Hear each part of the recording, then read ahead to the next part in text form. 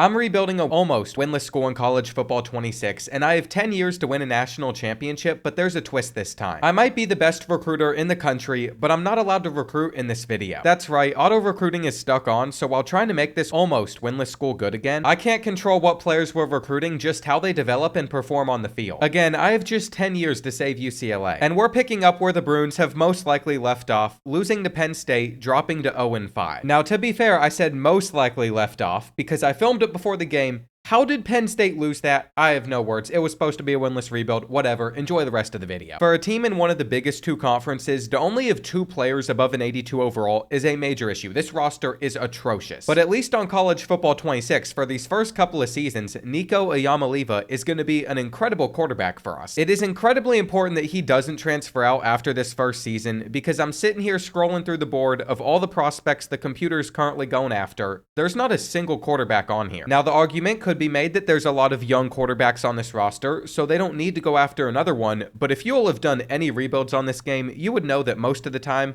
quarterbacks just enter the portal after a year. Especially with how bad the Bruins have been on the field, there's no guarantee any of those guys are on the roster next season. And this is a 10-year rebuild, so the only goal I'm setting for this first season is literally just getting 1 win with UCLA. When that's the main thing that we're focusing on, it lets you know how bad the Bruins have really been. And we're getting some help because even if we drop that ball, we're getting some extra yards. The only other player above an 82 overall on this roster is Javian Thomas. He is currently averaging just 2 yards per carry, but I'm gonna trust him to get into the end zone. He didn't though, making it 3rd and goal where Michigan State goes with man-to-man coverage. And if we fail to pick up this 4th and goal, I think you can tell where this game is going. Nico though, trying to make a play with his legs, and he's going to throw an interception. He's going to throw an interception. At the end of the game, neither team scored many points. I tried to get the ball back from the Spartans, but they literally ran the ball and the clock down for the final 5 minutes. We never got our chance to come back. It was a bad enough performance that I'm just expecting to go 0-12 this year, though we got a 4-star commit. But I don't think that's what's going to save the Bruins program, because by the end of this season, we're going to lose most of our team to the transfer portal. We already lost to our easiest opponents on the schedule, UNLV, New Mexico, Northwestern, so the rest of this season, it's looking like 0-12. Now, I can hop in up to 3 regular season games a year in this rebuild, but I think I'm just going to sim through the rest of it. If we're not able to take down a team like Maryland, staying winless is just the inevitable. Typically in one of these rebuilds, I'd be able to save the team though, because I can put together a class that is going to turn around the program. Instead, we got the computer just wasting hours on someone like Tyler Daly that is obviously going to go to Utah. We're losing this kid to USC. And funny enough, the Trojans are the only team now that stands between us and going 0-12 this year, as our in-city rivals are the last team on the schedule. This year went exactly how I thought it would. We kept Indiana within 10 points. We even kept Ohio State within 3. But ultimately, for season 1 of this 10-year rebuild, UCLA is at the very bottom of the Big Ten. Are some of the players that we've been able to sign going to turn around this program? I don't think so, because there are literally only 2 commits on our board, and we are going into the very end of this season. I think the way the computer is recruiting is just bad. Not only are we sitting at the bottom of the Big Ten currently in our conference rankings, but we are ranked as the 130th class in the country. There's only 6 classes that are supposed to be worse than ours. I'm not sure if anything could save this team at the moment, but maybe a win in the battle for the victory bell could help us out a little. I just want to see at least one thing go right for UCLA this season. And really, if there's anything I've been able to pick up from this game, it's that our offense is the big problem, not the defense. As time runs out in this one, we've only scored 3 points. And it's not like we have new faces coming in that are going to turn things around for us, because you saw our recruiting class. I think it's only right if we just go ahead and fire our offensive coordinator. We've got to get rid of him. Our defensive coordinator, I'd actually like to keep around. Only reason for that is he's a talent developer, so over time,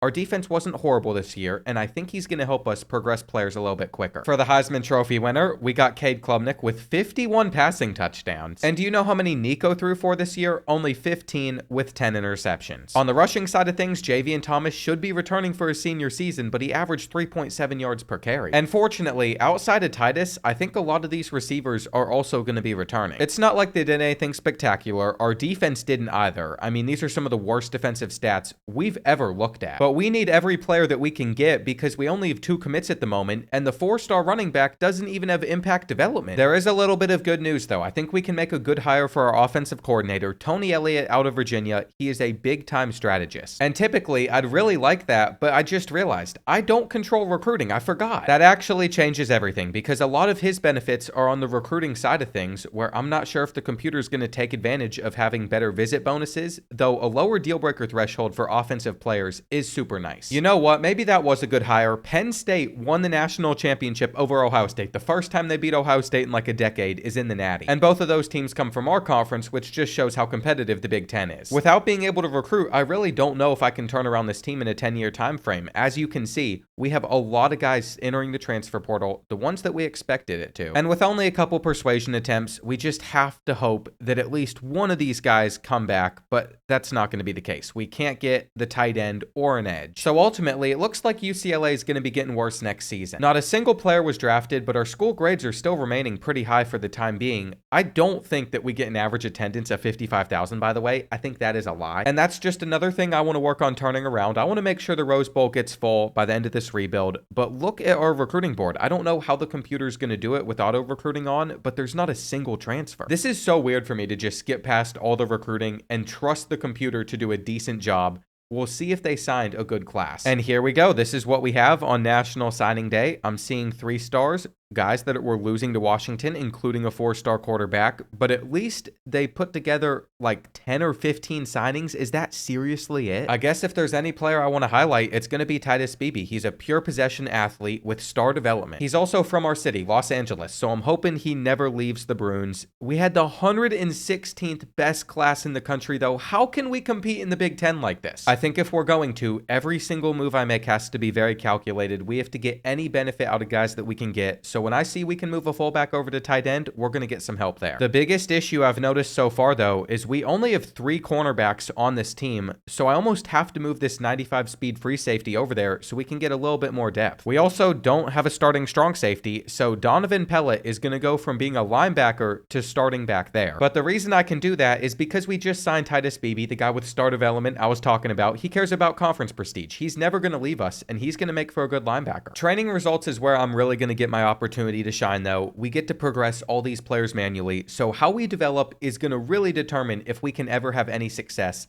And I think I can handle Nico's development really well. This was not hard at all. We have a 99 overall quarterback. We've been able to max out his accuracy. And then I also want to get him some decent abilities because we want him to be able to throw super well throughout the year. Now, as we're still pretty early on in this rebuild, my main priority is actually just going to be getting players drafted, which is why we're upgrading IQ for Javian Thomas. He's about to be a 92 overall running back. But then there's guys behind him like Carson Cox. And since he has a few more years of being with the Bruins, we can actually get his speed up a lot more and take his development slower. By the time this entire roster has been through my brutal offseason training, these are the results that we're seeing. We're seeing a much better team on paper than what UCLA had last season. There are players like wide receiver Kawazi Gilmer that should return for his senior season, and I think he'll end up being like a 3rd-round pick because we can still get his hands and route running a lot better. It actually has me more optimistic than I was just 10 minutes ago. We're also going to encourage juniors that aren't that good to transfer because it'll free up more spots that the computer has to fill. Another thing that's going to make a big difference is the guys that I choose to redshirt, but one thing I've noticed is some of these players just seem to appear out of nowhere. Like DeAndre Reeves is a 3-star quarterback that was not in the class that we just looked through, but he's a freshman. I think he's considered a walk-on. He cares about brand exposure, so if we tried to make him that good, he would just immediately transfer out of UCLA. But it's just like the Bruins had multiple other guys that spawned in that they didn't recruit last year. These 2 other freshman running backs literally did not exist until a second ago. Most of the time when the computer spawns in these walk-ons, they're not that great. They're like 51 overalls, 54 overalls. But after seeing some really solid ones spawn out of thin air as well, we know that this recruiting board isn't the only way that the computer is going to be bringing in some guys. I can kind of understand why that's a mechanic in this game, though, because if it didn't exist, then we wouldn't have enough cornerbacks to have a starting team out there. We wouldn't have enough safeties either, so the computer's just making up for the fact that they can't recruit. As we head into this second season, that actually makes me feel better about what the future could look like for UCLA. After seeing that we lost to California by 12 points, though, I'm reminded very quickly, we're still taking over UCLA, who has been an awful team, and we just got to make sure that this program can get a win before we get into the rest of this schedule. I can't believe how long it's been since the Bruins have been able to win 1 game on the field, but hopefully this is when all of that comes to an end. For a team that's not been great, I really thought that this game would end up being close, but that's actually not been the case at all. We've been able to put up 42 points on the Wolfpack, and the Nico Iyamaliva to Kawazi Gilmer connection was amazing. He's actually starting to shine here with the Bruins, and it's got me wondering if we're going to keep that up for more of the season, or if it's just because we played a weaker team. San Diego State wasn't too tough of an opponent either, but we clearly beat them because our championship contender grade has started to rise, which is one of the reasons some of these players want to transfer. And I was curious, what was the effect all this has had on recruiting?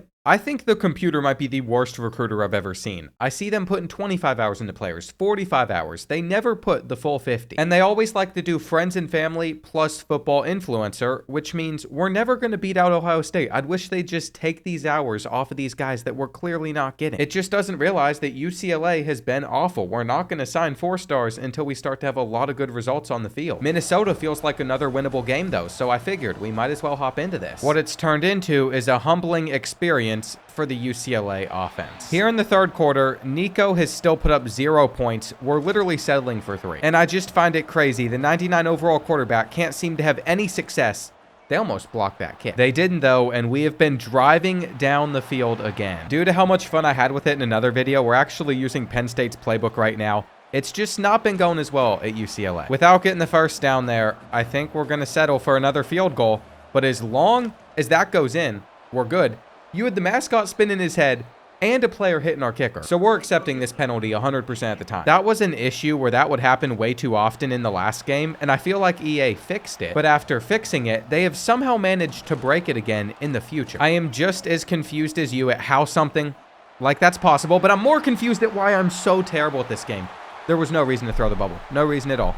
It's going to be 14-3. There are moments like this where there's not much to say. Not only does the computer have to recruit a good enough team where it's possible to win a championship, but it has to be so good to where I can win it with my awful play calling sometimes. We still have not reached the end zone once in this game, but we got Minnesota on a 3rd and 7. Their quarterback's running, and he had to just chuck it away. I've been trying to run the ball a little bit to see if that can do anything for us, but it just made a 3rd and 1, a 4th and 7, so we've got to pick this up through the air, and the seam is open. All hope for a comeback is not lost yet. We're going for the post. It's going to be brought in by Marshall. And here on 1st and goal, we're just going to go with our drag for nothing. Now, I understand we should want to score a little bit quicker in case we don't get this 2-point conversion. But it's taken us forever to get in. It's been so hard to reach the end zone. My play call for this play is actually going to be out of the quad set. We're just going to wait for our drag to get open. But Nico waited half a second too long. So it all comes down to an onside kick that Minnesota is going to scoop up. I think this result pretty much sums up what these first few seasons might be with UCLA. There is no question we should have won that game, but when you take away what I'm best at, recruiting, and you make me do what I'm worst at, actually playing these games, that's the type of results you're going to see. Let's just skip most of this year. I also want to say shout out to whoever left the comment that told me to do this concept, because I think it's going to be interesting whenever I can't recruit. But it'll also be pretty difficult. As you can see, we beat Illinois this year, who went 3 and 7, so it's not that impressive of a win. Another team we beat was Maryland, 52-7. But even with a couple of those results going our way, we are still sitting at the bottom of the Big Ten, only beating out Northwestern, who hasn't won a conference game. By now, we can check in a little bit on what we're getting recruiting-wise. Jason Boya is a 4-star linebacker. He is one of the only commits alongside a 3-star fullback. It's just awful. Once again, there's not many high schoolers to get excited about. We're going to have to hope that the transfer portal works out in our favor. We might as well play against our rivals. Do I think we're going to beat them? Absolutely not. But maybe the Rose Bowl is going to be full for this matchup for one of the first times, which is what I'm seeing out there. Nico Iamaleava left behind Tennessee to come to this school where he's achieved nothing. This is his final game. Surely he wants something to go well for him. Or he could just throw another interception, because why would anything go right for us? Go ahead and just return this. Yeah, I'm diving. It doesn't matter. Tackle him. There we go. As we get closer to this one being over, it's actually not over. They're on a 3rd and 5, and if we could just stop them, we would have gotten the ball. But unfortunately, that completion ruins a lot of hope that we might have had, and he didn't run straight. For the 2nd year in a row, they're getting to ring the victory bell. And if we could only go 4 and 8 with a 99 overall quarterback who only threw for 13 touchdowns, I don't want to know what next season is going to look like. Fortunately for us, all of our top receiving targets are juniors, and they're not transferring out, so they're going to return next year to help out whoever that QB is. But once again, over on the defensive side of the ball, none of these stats are enough for me to get super excited. The one guy that had 5.5 sacks, he's a senior, so he'll be gone, though our linebacker, Isaiah Chisholm, had 92 tackles. The issue we might run into with Isaiah, though, is he cares about pro potential, so if he gets much better, he will leave UCLA. Every year in this rebuild that we have a bad season, our team prestige is going to drop a little bit more. And we're even going to see a lot of those players that were walk-ons to this team having reasons to transfer out already, instead of losing some of our bigger names, though Stewart at corner's not going to be great, and look at all these QBs that want to leave due to playing time. I'm not sure how they're not getting the memo that Nico Iamaleava is leaving for the NFL. He is not staying another year. and you're all transferring out when you could be competing for a starting job. We're not going to keep around the walk-on that was a super high overall. We're not going to have any chance of getting back Umina. That was it for the persuasions that we had as well. So we just have to watch as all these other guys are leaving the program, and these players aren't getting drafted currently. If we could get Benjamin Perry just a little bit of a higher overall, he would though. He has 2 skill points to spend, just nowhere that we can spend them. Look at that though. He still ended up going in round 6. This is very important because as long as our pro potential grades increase, our recruiting classes should get better. I don't know how the computer is going to handle our off-season recruiting class, but since we only have 2 commits so far, my hope is they put some transfer quarterbacks on this board and they go after at least one. It looks like of the top options available, the 51st transfer in the country, Robert McDaniel, he's just a freshman from San Jose State. He's interested. And if we don't get someone like him, the only option we're going to have to start at quarterback next season is Mitch Hayden, a 66 overall with normal development, though his accuracy could get pretty good. As someone that loves recruiting more than anything else in this game, it still does not feel right to just be skipping over all these big recruiting periods. I also love player development though, and I know that that's coming up. We can see some of the signings that we got. A 4-star is not bad at all. And with this signing, Caleb Lincoln, we at least know there's going to be another option at quarterback. From this screen though, you can just see how many battles the computer loses to other schools. It's ridiculous. They lose on so many guys. And do you know how many guys they ended up signing in total in this class? Take a look at this. They only signed 6 players. What am I going to do with 6 players? Jason Boyd has impact development. The other 4-star linebacker, impact development. It could be worse. We only got 1 transfer though, and it was Caleb Lincoln with normal dev. So if I had to take a wild guess, we signed the worst class in the country, and I think it's generous that it wasn't. At some point, there is only so much that I can do, but I'm the position change master and the master at training results. So as you can see, we're taking this 78 overall lineman up to an 84 pass protector. And let's say there's a guy like Julian Armella that can't improve any more of his run blocking or pass blocking stats. Well, I have a strategy. If we want his skill caps to rearrange a little bit, we could just make him a pass protector at another position. It changed his archetype, but as you can see, there's only 1 additional upgrade that's available. So what I'm about to do is just make him a defensive tackle and then move him back to offensive line. Whenever I did this, he actually fell a little bit in overall, but as you can see, he can now get better at run blocking and pass blocking. This is just another strategy we're probably going to have to utilize if we're ever going to be good. You could argue that that's a little cheesy, and I'd agree with you that it is, but we're currently dealing with a roster that has 3 cornerbacks again. And do you know what the computer decided to do? They recruited us like 14 linebackers that we can never use, so we're going to have to move some of the slower ones to strong safety and maybe bring some of those safeties over to corner. I don't know how this team is ever going to be capable of winning the Big Ten if the recruiting doesn't get better. For a while, I've thought something that might help though is if we go down the tactician tree and we start to boost some of our team stats, which is exactly what I'm doing. I think our defense is going to get the most help first, which is why we're trying to max everything out after we worked on our offensive line. Our defense is maxed out, our offensive line stat booster maxed out, and I'm hoping if I handle these training results properly, then we're going to have a good enough team that can at least make it to a bowl. You know who our 2 quarterback options are though. Caleb Lincoln is normal development. He's the kid that transferred in, and all I can do for both of these guys is work on their accuracy. Before we get this maxed out, nothing else matters much more besides IQ. Just seeing how bad Mitch Hayden is though, as a 68, we know that Caleb is 100% going to be our starter. I'm getting pretty excited with how good running back Carson Cox is getting though, because we got him silver shifty. His speed is up to 93 with 96 excel. His elusiveness can still get a little bit better. So running the ball might just need to turn into our identity, especially if that's where some of our best players on offense are going to be. Now, I have told you all that Quasi Gilmore is going to be pretty good as well. We got his route running high up there. His hands have already been at 99 catching, but we couldn't increase his other catching stats, which does sting. It's just a major downside of the elusive route runner archetype. Our receiving core though, with our player progression, is incredible. Now here's the thing, a lot of these guys on this roster were already here whenever we started. That means for corners like Robert Stafford, we're going to be able to take him to a super high height, but our computer recruiting is just not replacing these guys at a good rate, which means once they leave the program, I don't know where this team is going to be sitting at, but I guarantee we're not going to have another 94 overall corner. I think the only way that we're going to get talented guys to keep on coming to UCLA is if we start performing really well on the field. And we always have to check who the extra players are going to be that just get added to this team once we advance to the season, because there's going to be some walk-ons. I think these players might even come from the guys that are encouraged to transfer. Carter Smith is one of those.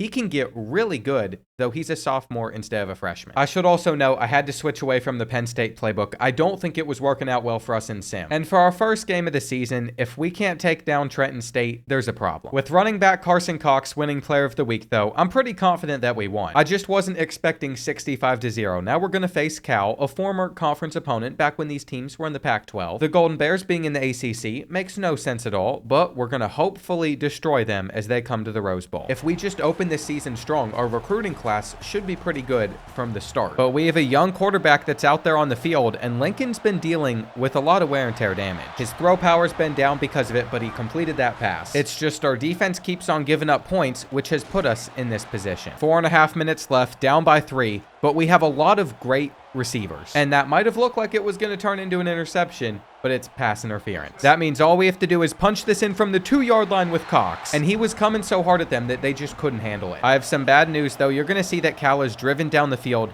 in these final couple minutes. And Austin Mack is looking to put them in front here. On 3rd down, we can't force him to throw it straight at us. Or at least I thought we couldn't. He still did. This is 4th and 5. Hyping up the crowd right here. We just need one play with Chisholm.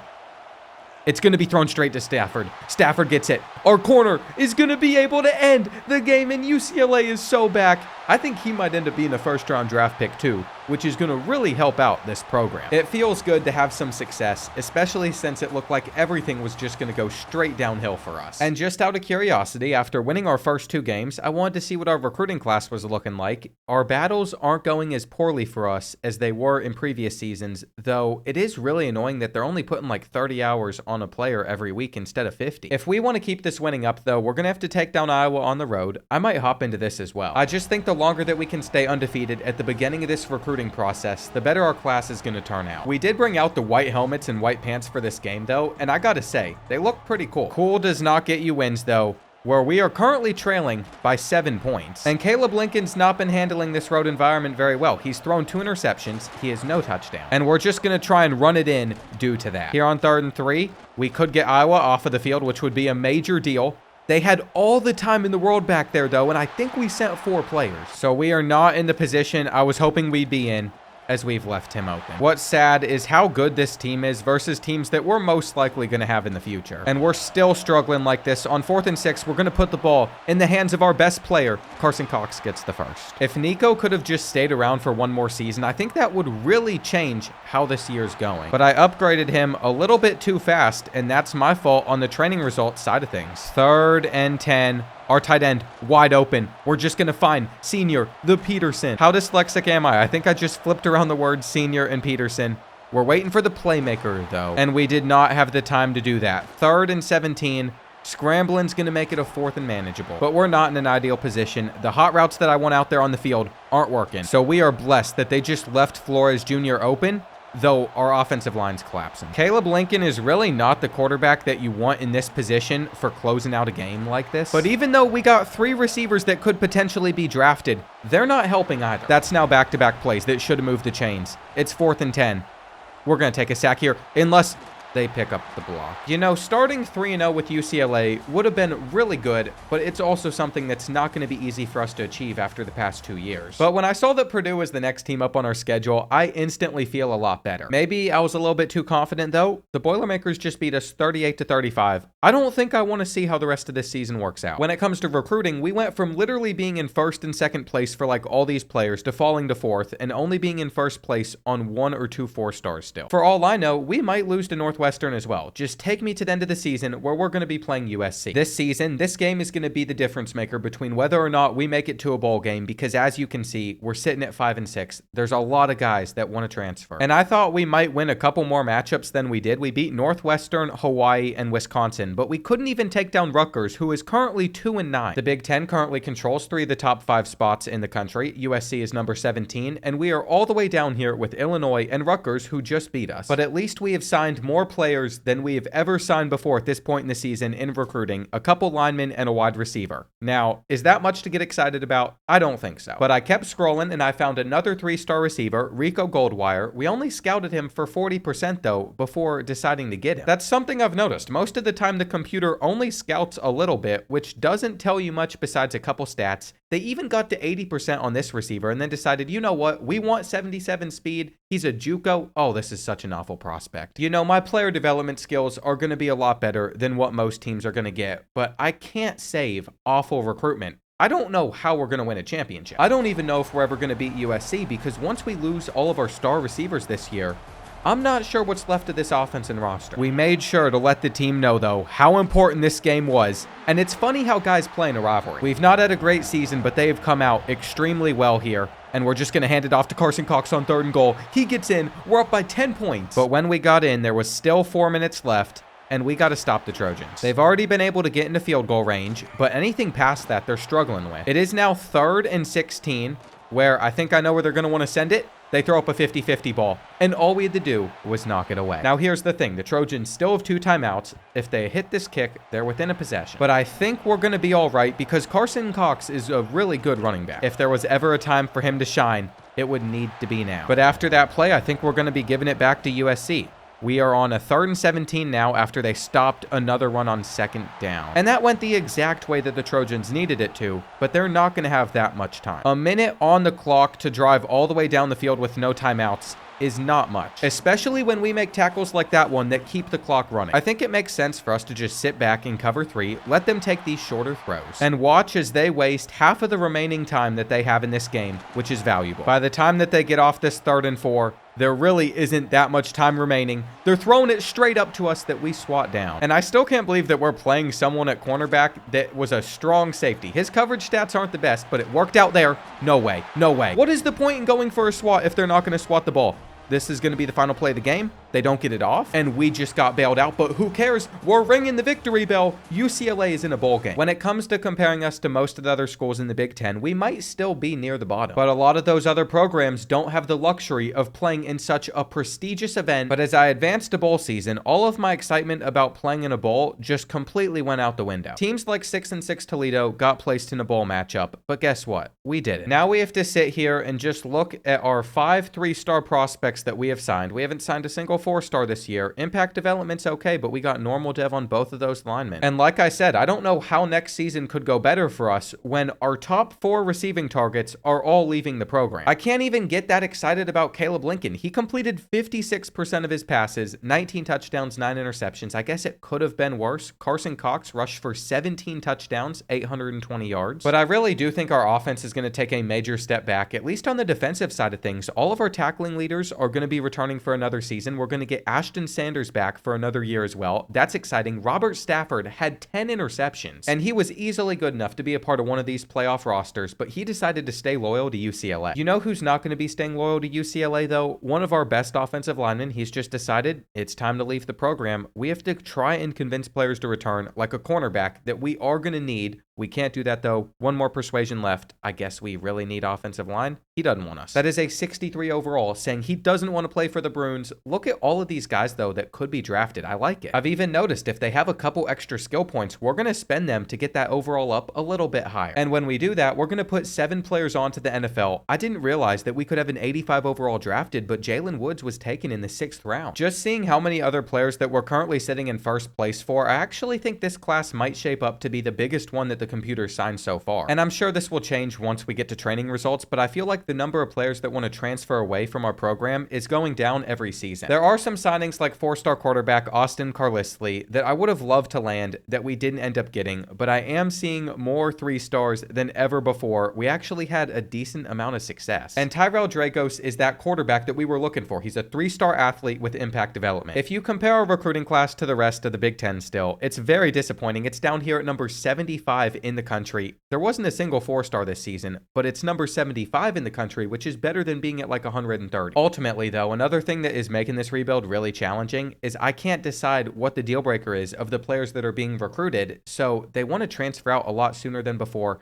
I don't think that we're going to make Tyrell a quarterback. I think he's a much better tight end or running back, but we have running backs. We need tight ends. I guess it's just come to my attention that we lost our lowest overall quarterback to the transfer portal as well, which means either Carter Smith is going to be starting for us or Caleb Lincoln's going to keep his job. And we are legitimately so weak at wide receiver this year, it almost makes sense to move over a player like Herschel Turner to wide receiver and see how high we can upgrade him. He immediately becomes our third fastest receiver and the fourth highest overall. But they're going to need more help than just that, which is why we're going to go into tactician and max out all of our stats at that position, because I want us to perform well there. We're also going to make sure our quarterback gets as good of stats as he can have. This is a screen I rarely see as well, but when I see it, it's amazing because we're getting some dev trait upgrades. Though the thing about it being Brett Barry is he's a senior, it's only the impact development, and there's not much else that we can upgrade for him that's going to increase his overall. For the big decision on who our starting quarterback's going to be, though, I don't think Carter Smith is going to make the cut. His accuracies are a lot better than they were last season, but here's the thing. Even though he is 85 speed, even though he is shifty and magician as abilities, Caleb Lincoln, who is just a sophomore and cares about playing time, we have been able to max out his accuracy, and all of those throwing stats are a lot better than Carter Smith. I appreciate he's going to be a safe and reliable option for us. We've also taken Carson Cox up to an 88 overall with platinum sidestep. We can't increase his speed and elusiveness anymore, but I don't think he's going to transfer out or go on to the NFL early. So we have 2 more seasons of him while we work on developing Jarek Yahtzee, the 4-star running back that we got in season 1,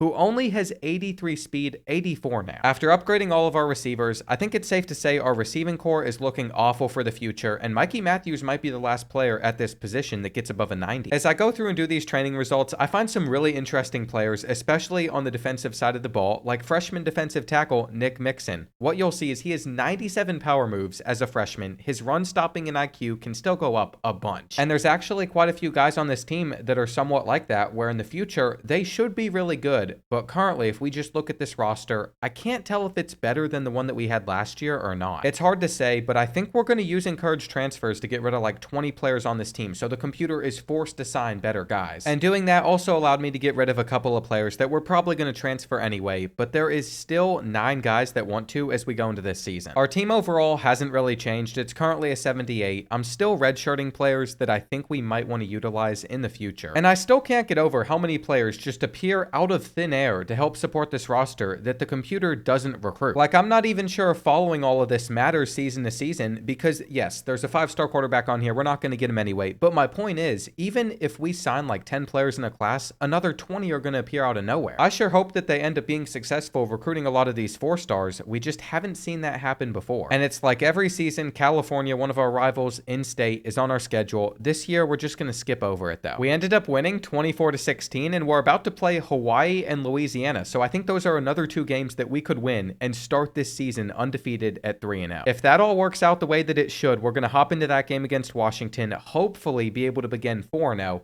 The longer we can keep it up for, the better the class becomes. The second that we start to lose, first place is not going to happen for Cam Webb anymore. I'd love to get him as a defensive tackle. I would love a 4-star receiver too. But the computer has scheduled no visits so far, which I wish they would. And let's see how we do on the road at number 23 Washington after beating both Hawaii and Louisiana. We've now hit season 4, and this is our first chance to actually take a big step forward. I feel like last season we should have made it to a bowl either way. But we ended up getting snubbed, and we can't let that happen again, which means we need to be at least 7-5. I think the frustrating thing for Caleb Lincoln this season, though, is his targets are just not as good as they once were. And he got injured on that play that they somehow got a hand on. With 5.5 minutes left, we had to punt it back to the Huskies. While we're in a tie game, 21-all, I knew we probably should have gotten back to that receiver, but it wasn't our responsibility. With all the stadium pulse against us, this is going to be a very challenging final 4 minutes, though we're going to find our backup running back. And he's staying out there on the field, taking this carry for maybe 20, 25 yards. He's been a nice surprise for this team, though that play action was really slow. We just lost the ball and we've scooped it up with a lineman. What is happening? Caleb Lincoln is cold. He is falling apart at the end of this game. We're going to make it a 3rd and 10. But his wear and tear is really a big problem. That is something that we're going to have to work on in upcoming seasons. We need to make sure his stamina gets a little bit better. No. We had the easiest completion of all time. Could have been a touchdown, somehow wasn't caught, and we're going down. I have a bad feeling we're not going to get them off of the field on 3rd down either. We were a flat. There's supposed to be a zone there. Washington quarterback James McCauley has thrown for 4 touchdowns in this game, and he might just get 5. I think this is going to end it. it's over. No matter what, they were guaranteed a field goal out of that drive, and we weren't going to come back down by 2 possessions, which stinks. The undefeated season has come to an end, and we know that we're going to lose to Ohio State. But what about against teams like Maryland and Indiana? I feel like those are 2 winnable matchups. Rutgers should be as well. So we might just need to be smart about the ones that we decide to hop into and the ones that we decide to simulate. I have no idea what the result was there, but we signed a 3-star receiver. We clearly need those. But I've almost just lost hope for the entire year. The Terrapins beat us by 3 points. We might not even make it back to 6-6, especially if we can't beat the Hoosiers. And I'm not sure exactly what I was expecting without being able to recruit in this rebuild, but I figured we'd do a little bit better. It's just proving why it's so important for us to win the games that we decide to hop into. And on 4th and inches, I'm willing to be aggressive. We're up by 6 points. I just want to keep our lead. There's only a few minutes left. Troy is still getting a lot of the carries, by the way, so I'm starting to wonder if we got Carson Cox injured. And the genius just ran out of bounds, which is not very good for chewing clock. As long as we stay in field goal range, though, I think we're going to be okay. Sua, the junior, goes to the 12. And after losing 3 straight, it feels like we are going to get our bounce back moment. If we could just get this 3rd and 1 without going in, that would do it. The clock will continue to chew and we can just take a knee. It feels good to beat the Hoosiers, but at the same time, they've not been very good in this dynasty. And what would be super sweet is if we had what it took to go on the road and beat Nebraska, who's currently 1-4 in Big Ten play. I was about to hop into that game myself, but I'm glad that we didn't because we won 38-26 and we're about to go at Rutgers, which would put us at 6-3 if we can actually beat them this year. They are literally 2-6. This is a program that we should not be having problems with. Turns out, Caleb Lincoln won't struggle this year. He had 300 passing yards, 5 touchdowns. It might be the best stat line that he's ever had in a 45-14 win. And you know what? We might only be mid-table in the Big Ten, but I'm starting to feel a little bit of momentum that we're building up. If we could just win with Minnesota coming to town, we can basically guarantee that we're going to get a bowl game. And I've decided to bring out the throwback jerseys for this matchup. I'm going to tell you right now, though, that has not helped us out at all. Caleb Lincoln's thrown 2 interceptions. We're down 35-17 with 5 minutes left. And these fullbacks that the computer keeps on recruiting that I'm never going to use are finally going to get some use here. On 3rd and 7, I'm a little bit worried to run some man-to-man coverage with the hope that we can get them off of the field. We almost gave that up. But here's the thing. We didn't, and there's some comeback hopes, though that is not cover 2. I thought it was cover 2. I think you can see why we're currently in the position that we are in this one. On 3rd and 10, all we had to do was wrap up, but they get the 1st down. And so it doesn't matter that we'd find a way to score at the very end of the game. We weren't ever coming back. Knowing Penn State and USC were coming up on the schedule, I just simmed to the end of the season out of frustration. We have 10 players that want to transfer due to championship contender. And since we went 6-6 again, I'm not sure if we're even going to make it to a bowl game. We're eligible, but if you look at where we're sitting in the Big Ten standings, we're near the bottom. There's a lot of other 6-6 teams that could take some of those spots. So I'm just prepared after seeing Juju Lewis won the Heisman Trophy with Colorado for a bye week to pop up, which it does. We don't have a bowl game for the 2nd year in a row. I told you all we had to go 7-5 to get to one. The only time UCLA's won a bowl game in recent memory is 2023. Before then, it was 2014. And I really don't think we're getting better year over year. Cameron Gage is a 3-star athlete quarterback with normal development that we recruited. He's one of the few signings we've had. Austin Bostic, he is star dev on a receiver. Hang on, this is a good signing. Those are the only 2 players we have in this class, but at least we have a couple players in this class. Caleb Lincoln had 13 interceptions, 29 touchdowns isn't that bad. I think he'll get better over the course of his career, though Carson Cox could have had a better senior season. And here's the thing. Next year, we're going to have Thomas Sua back. He's going to be our best receiver as a tight end because all these other guys are either graduating or Roy Gardner wants to enter the transfer portal. At least on the defensive side of things, though, it's a lot different. Now, there are big, impactful seniors that are going to be gone, but most of our guys that make impact don't have any reason to leave this program. Jaden Hudson is one of those rare examples where he does want to transfer out before he graduates, but I can't blame him. Forget the playoffs right now. We can't even sniff a bowl game. We can't even retain a punter on this roster. We're literally losing a punter to the transfer portal. Roy Gardner, is he going to come back? No, he's not. And that is going to probably be who our best receiver would be next season. The freshman tight end I was excited about, he's also gone. Rico Goldwire, this is another receiver. Impact development. He could have been a piece for this team. He doesn't want to stick around. I think we're just going to lose every single one of these players. The good news is, once again, there's a decent chance that we have like 5 or 6 players drafted, which was the case, but they're such low overall picks that I'm not sure how much they're helping out our pro potential. I had a lot of hope that the computer would pull through during the transfer portal period and sign a good class for us,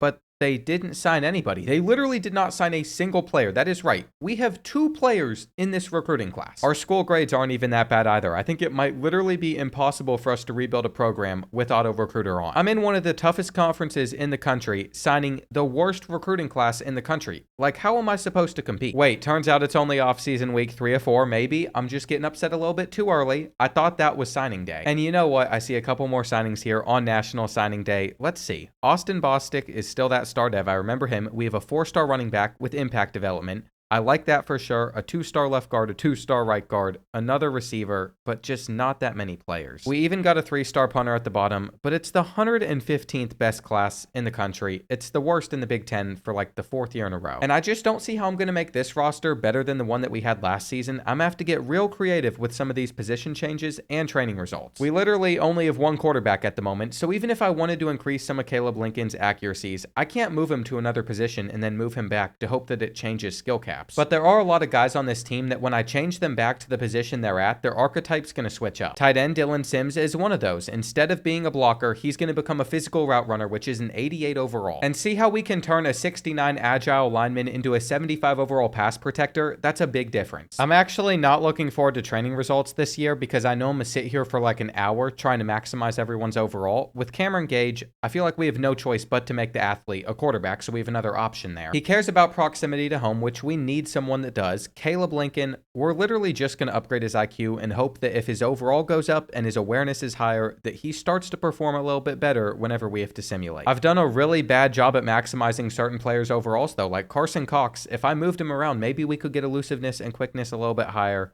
I don't even think that getting his spin move to platinum is going to help out at all. So we just want him to be drafted as high as possible. Unfortunately, the best way to get overall up is just maxing out awareness, which is why he is now a 94 overall with 83 awareness, 91 ball carrier vision. This is going to hopefully be a 1st-round pick for UCLA. And there are players like this gadget receiver we got last year that I'm actually not going to spend any skill points on right now, because if we do, his current deal breaker is playing style and he's just going to transfer out. This is something I have not done in a long time. Honestly though, with the way that most of these deal breakers have turned out, we didn't have to do that for more than a couple of players. As you can see, we should have like 4 guys drafted this year. The tactician bonuses mean everyone's like 2 to 3 overalls higher than they normally are, which does affect where they're drafted. Look at our linebacking core though. The season after this, we're going to put 3 linebackers into the NFL. Remember Titus Beebe, our only star development player from season 1? Well, he still has a lot of room to grow in both run stopping and pass coverage. And he's going to be one of the heads of our defense that we're going to take over to a 4-3 instead of a 4-2-5. Our receiving core, though, is a very, very big problem. I think what we're going to have to do is go with a playbook like Michigan's, where we're going to use our tight ends more, where we're going to run the ball. But the only reason I'm a little bit hesitant on doing this is I really don't know how this is going to end up performing in sim. We also need to take a moment to appreciate 2 new receivers on this team, freshmen Austin Bostic and JC Holiday. Both of them have star development, and I think they're going to be here their entire career. I can definitely tell when certain players are walk-ons though, like Josh Adkins. He has an F grade for proximity to home, so we could have never recruited him, but he's going to walk on this team for a season and then disappear forever. We have also had a ton of special teams players just join the team. Leonard Whitfield was the only player that the computer recruited last year. But then there's these 3 other freshmen that came out of thin air. It is so weird to me to witness how the computer builds teams versus what we have to go through whenever we're recruiting ourselves. And I think what we're going to do is we're going to hop into this game against Nebraska after beating an FCS school, get off to a strong start this season. There's a lot of tough games on our schedule this year. I'm just having a hard time imagining that we're going to do any better than we did last year, where we went 6-6. The year before, we went 6-6. We have to get to 7-5. If we can't make it to 7-5, if we can't make it to a bowl game, we're never getting better. And I don't think this is going to come as a surprise, but it is very hard to move the ball when you don't have any receivers. It's been miserable so far, but we are going to score the first points. And due to some turnovers our defense has gotten us, we're actually in a very good spot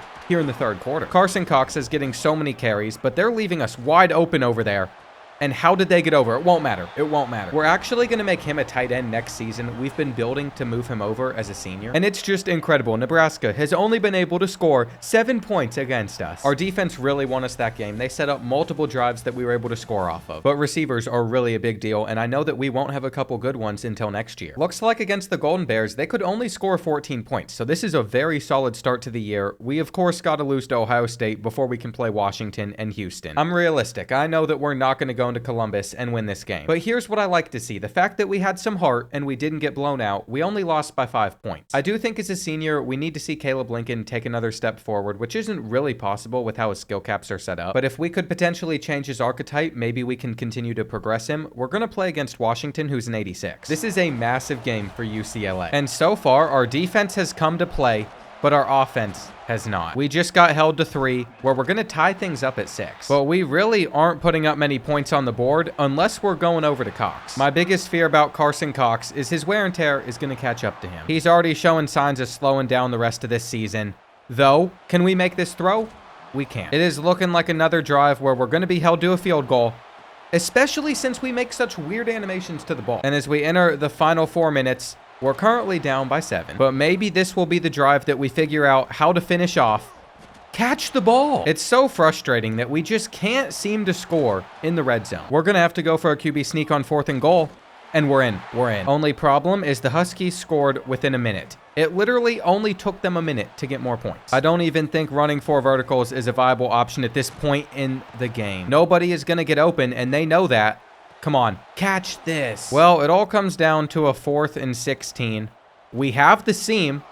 It's not out of reach. That was actually an incredible diving catch that I didn't think we were capable of making. We're going to break a tackle as well with Brent. And I think at some point, you just have to accept that we could score. This is 100% a go for the 2-point conversion type situation as well, as we're now at the 11. And we could hand the ball off, but we are just gonna have to slip through that crack first. I don't love Wilkins is currently the back that's out there on the field, but I told you all Cox couldn't take as many carries as he was getting, which is why we're throwing it. And we got it. It's feeling like a touchdown is really about to happen here. We're short. If they're going to give us the freest touchdown of all time, though, we're going to run a fullback dive and go straight up the middle. Now, I don't really know this playbook, so I don't know how to feel about this 2-point conversion call. But I think we got it. We're in. For a second, I thought we fell down too soon, but that touchdown is going to put us past Washington. We still only have 1 loss this season. Isn't this nice when there's not that many players that want to transfer out, besides some of our defensive backs for playing style, which is weird because our defense has been really good. Oh well, just checking in very quickly on recruiting. There's a 4-star pocket passing quarterback that we're in first place for. No one else is going after him. Why are we not putting ours into Dominic? I don't understand what the computer's doing sometimes. Instead, we're putting hours into this 3-star. It actually hurts my brain to watch them try and recruit. Let's just go ahead, see what happens against Houston. And not only did we beat the Cougars 30-20, but after a bye week, we went out and beat Maryland 38-20. We have somehow crept our way into the top 25, so we're getting a little bit of respect. And we're actually sitting in 4th place in our conference. I was at the top of the Big Ten. There's a lot of schools that are having some down years that typically wouldn't. I will say, though, Michigan State scares me, and they scare me quite a bit. They're 6-2. Plus we have to play them on the road. I'm going to try my best to keep this run up, but it's the last regular season game I can hop into. And in the final 4 minutes, we find ourselves down by 3. We're going to need Playmaker to work if we have any chance at picking up this 3rd down, but we dropped it. We dropped the rock there, and we're going to have to get the ball back on the defensive side of things. It's just not looking great versus the Spartans. I still can't believe that Carson Cox dropped that ball because we specifically upgraded his catching. And it just doesn't make any sense for us to not play that route. I really don't know what we're doing with some of our linebackers. It's like we want to lose to the Spartans. What type of zone coverage are we playing? This game is stressing me out. We brought a guy down to the box and we're stuck on a defensive tackle on 3rd and 6. They're going to get into the end zone. This one is over. I was hoping that we could remain inside the top 25, but I just feel like that's pretty unlikely, though it's 3rd and goal. Here we go. They are going to just hit us with play action. They go underneath, and we aren't guarding there. We had a flat. I don't think we would have driven down the field and scored a touchdown anyway, but our defense played their worst game of the year, and there were literally just too many things that went wrong for us. We're moving the ball well now, but we're trailing by 10 points. I'd assume our odds at this point in the game just aren't that good. In case we do recover this onside kick, though, let's just go for the 2-point conversion, which we are going to pick up, and I actually have hope. I have hope that we can still pull off this comeback. It hits them straight in the hands and they catch it. Oh well, we're still sitting at 6-2. I have to assume that we're going to win one of our final 4 games to make us 7-5. But there are some opponents that are going to be there, like number 5 Penn State. I think we just got to go ahead and get this over with. I don't even want to see the results game by game. You know what? 9-3 seems crazy to me. We didn't get close to 7-5. Of course, Penn State still took us down, but then we had Indiana and Northwestern on our schedule. I didn't know these were all road games. I can't believe we won all three, including at USC. We didn't make it to the Big Ten Conference Championship, but this is the closest that we've gotten to that alongside the college football playoffs. And I think we should make the decision on whether or not we're going to keep around Tony Elliott and our defensive coordinator. I think he's got to stay just because he's so close to tier 3 for some positions, which just makes our starters gain XP faster. I'm not sure we're seeing the benefits out of Tony Elliott though, because he's mainly a strategist. His tactician benefits are the only ones that can really help out this team, but it's just for our offense. Ultimately, I don't know if we could get a better coordinator, so we're just going to hold off for now. And I can't believe we just signed a punter. You all saw me walk you through the 5 special teams players that we already have, and that's who they've recruited. It's honestly just a miracle we've been able to be this good this season with how bad the recruiting's been. LSU's quarterback won the Heisman Trophy. Last time a Heisman quarterback won the Heisman Trophy from LSU, it was Joe Burrow. We got Georgia Tech in the Mayo Bowl. And let's take a look at this class. We are going to be losing on Dominic Ferrario, even though at one point we were in first place. We just didn't put hours on him. Can't stand that. Greg Kraft, we signed the 3-star though. We aren't going to get this 5-star athlete. And we also have a right tackle that's been signed. We have the punter, but that's it. That is literally it. We had our best season ever, and we have 3 signings. There are so many things about that just make me infuriated, but it's fine. If we beat Georgia Tech, we'll be in a good spot. We'll have our first 10-win season of this rebuild, and theoretically, not many guys are going to leave. Now, fortunately, in a torrential downpour like this, we've been able to hold them to just 3 points, though this is going completely south. I think we're about to get held to a field goal. But it is what it is. We've put up 14 so far. We aren't going to force this on 3rd and long. And if we come close to the marker, maybe we go for it. I'm not sure how much expanding our lead to 14 really helps. We've already dominated. I want that 3-possession lead. And so I'm willing to take that risk. Can Caleb Lincoln help us pick this up? I think he can. He puts it on the money. This is so weird. We're actually starting to find a rhythm and success with UCLA. I really don't think this team's much better than some of the ones we've had in years past, but I think a lot of the other teams around the country are starting to get worse because their recruiting has also been terrible. I'm just going to assume that the computer is awful at roster building for everybody. And that bowl win actually gives me hope that in these next 5 seasons, we're going to be able to potentially win a championship. We still have a long way to go though. We'll see what players we can pick up during the offseason. Caleb Lincoln had his best season ever, and next year as a senior, he should be even better. Carson Cox, 1,300 rushing yards, 16 touchdowns for the senior. Great season out of him. Our receivers also had more yards than I was expecting for all being pretty poor. Dylan Sims, though, is the first tight end I've ever had lead a team in receiving yards. It's also wild to me that once again, our 6 tackle leaders are going to be returning for another season, so we're going to have all of them back. 11 sacks out of Patrick. He's just a sophomore, though David is graduating. And so is Julius Walls. Interceptions-wise, it looks like our freshman free safety had the most. And do you know what would really help Deontez Ekanem progress more? A dev trade upgrade. I think he was originally a linebacker, but we've worked on his pass coverage. We need to get his quickness up too. It's just nuts to me that if we won one more game, we could have been a part of this college football playoff. And we only have one player that wants to transfer, but he might not even put his name in the portal. Well, turns out he didn't, but we are losing a couple of the walk-ons due to proximity to home. I don't know why they were able to commit here in the first place. For our guys that could potentially get drafted, we need to see if we can bring up Dylan Sims overall. He's only an 88 without tactician bonuses, currently sitting at a 92, but he only has 3 skill points to spend, which means there's nothing we can spend on. That's so frustrating because players like Carson Cox, we got 8 skill points to spend. We're not going to get him any higher either, but we tried. And the results of that were him going in the 2nd round. We didn't have a single 1st-round pick, but this is still all going to help out our pro potential grades quite a bit. Currently, because of Nico earlier on, we have an A for quarterback still. Our running back sitting at B+. I think wide receiver is one of our worst ones, though that's at B+ as well. You got to think, for all those early seasons that we had with UCLA, those players that have gotten drafted have kept our pro potential grade up. We basically have B+ or better for every position. What my thought process was is if we kept all those grades up, then we'd sign a lot better classes, because if I'm able to keep pro potential grades up, I sign better classes, but that just wasn't the case this year. We got a couple 3-stars down here. We got a 4-star cornerback there. And you know what? We even got Dominic Ferrario, the 4-star QB, but he only has normal development. So does Greg Kraft. I'm not sure there's been a single signing that's just blown me away so far. We're going to have to rely on walk-ons because we still have the worst class in the Big Ten. When are we going to recruit well? I would highly recommend that you never, ever, ever, ever, ever touch this setting and turn this on. Always do your own recruiting. This is just embarrassing how bad things have been. What did I tell you about Brents though? We've been building him up to move over to tight end. He's going to become an 85 overall. And that makes me think that with Steve McKinnon, we should probably not make the athlete a tight end as well, but he's a 65 there, and I think he will be key for our future, especially if we redshirt him. Now for Caleb Lincoln, I said I wanted to do this. All we're going to do is we're going to make him a running back. It's going to make sure all of his abilities just get eviscerated, but then we're going to make him a quarterback again, and he becomes a pocket passer. With this newfound archetype, he is going to not be able to increase his accuracy any further, so that did not help us there. So maybe all this moving positions around wasn't as beneficial as I thought it was, though every so often there are some big bonuses that can get our guys to go from like an 87 to an 89. I've also been developing Joshua Garrison as someone I wanted to move down to our defensive line this entire time, but he only is going to be a 74 there, even though we've been working on his pass rush. And it's just hit me that until the computer starts signing 4-stars, we're literally not going to be able to do anything with UCLA.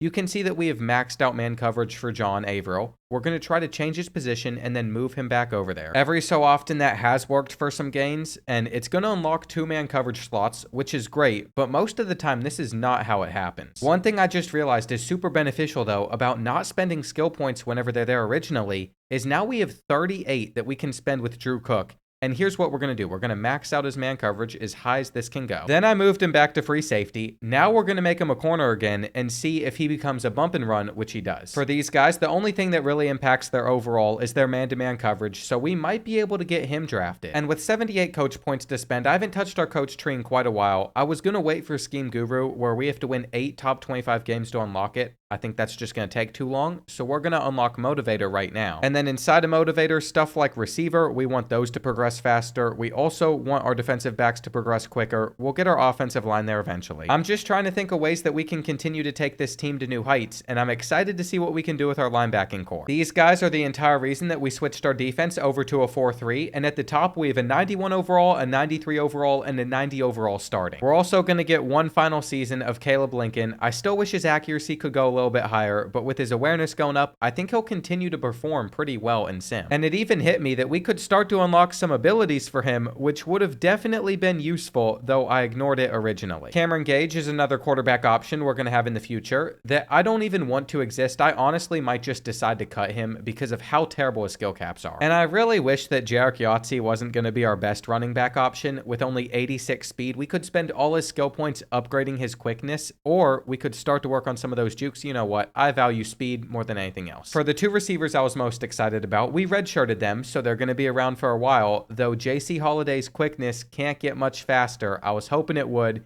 You know, we might even turn him into a running back in the long run instead of a receiver, because it's going to be super cheap to upgrade his power and elusiveness. As for Austin Bostic, we're just going to make his route running about as good as possible as a freshman. He's going to be our main receiver for the next 4 seasons. We have to have at least one player that we can rely on. He's going to be an 81 overall, which is pretty solid. And remember how I said that Marquez Brents was going to be our best tight end? Well, he is silver cutter, silver 50-50. He's a 91 overall with good route running, good hands. His blocking is the only thing that's going to really struggle. So that's just another area of this team that we have been able to continue to make better. And we're going to have a solid defensive line, which we've had for most of this rebuild. With 3 senior cornerbacks above an 88 overall as well, I think this might be the best defense we've had the entire rebuild. That's something to be excited about. I know our running back room's taken a little bit of a step backwards, but we have this freshman, Trey Traywin. He is impact development, and I think in the future, the 4-star is going to be an absolute monster. We can't get his speed any higher, but we can get his elusiveness a bit higher. We can get his catching stats more up there. And I actually enjoy the first week of the regular season more than anything else, because this is when we get more players or just the freshmen that come onto this team. George Gayton is another running back that I've just discovered. I don't know if we recruited him last season. He might be a walk-on, but he is star development, and his elusiveness can't get any better, seriously? I'm not sure why the game is so determined to give us special teams players either, but we now have 3 kickers on this roster, one of them with an F-grade proximity to home, so he's just going to transfer, and 4 punters. We also happen to have a 76 overall offense with an 89 overall defense. I've never had that big of a difference between the two. Now, I've just been simulating through the first few weeks because we had easy opponents on our schedule. That is when Caleb Lincoln set the UCLA career passing touchdowns record. But then I went in to check some of these scores. We beat an FCS school by 6 points. We beat Fresno State by 5 points. And we're about to play number 23 San Diego State. Why are the Aztecs good? We get to start this season ranked pretty highly. We were number 16, now we're number 12, but that could fall even if we lost to San Diego State. This is not a good loss. I guarantee by the end of the season, they're going to be like 7-5, but you know what? This is our opportunity to get a quality top 25 win. We said we needed 8 of those to go down the scheme guru tree. This is where we could get one. Since we no longer have a 94 overall running back, I switched away from the Michigan playbook this year. I figured that we'd be better off just running a different offense. But Caleb Lincoln has got to be one of the most frustrating quarterbacks out there. On 4th down, we're going to be short. I'm sitting there face palming, and it's early on in the game, but it's not a good look. Our offense is atrocious this year. I honestly don't know how. It is so bad. But by the 4th quarter, we have only been able to put up 6 points. We're going to see if the RPO is there.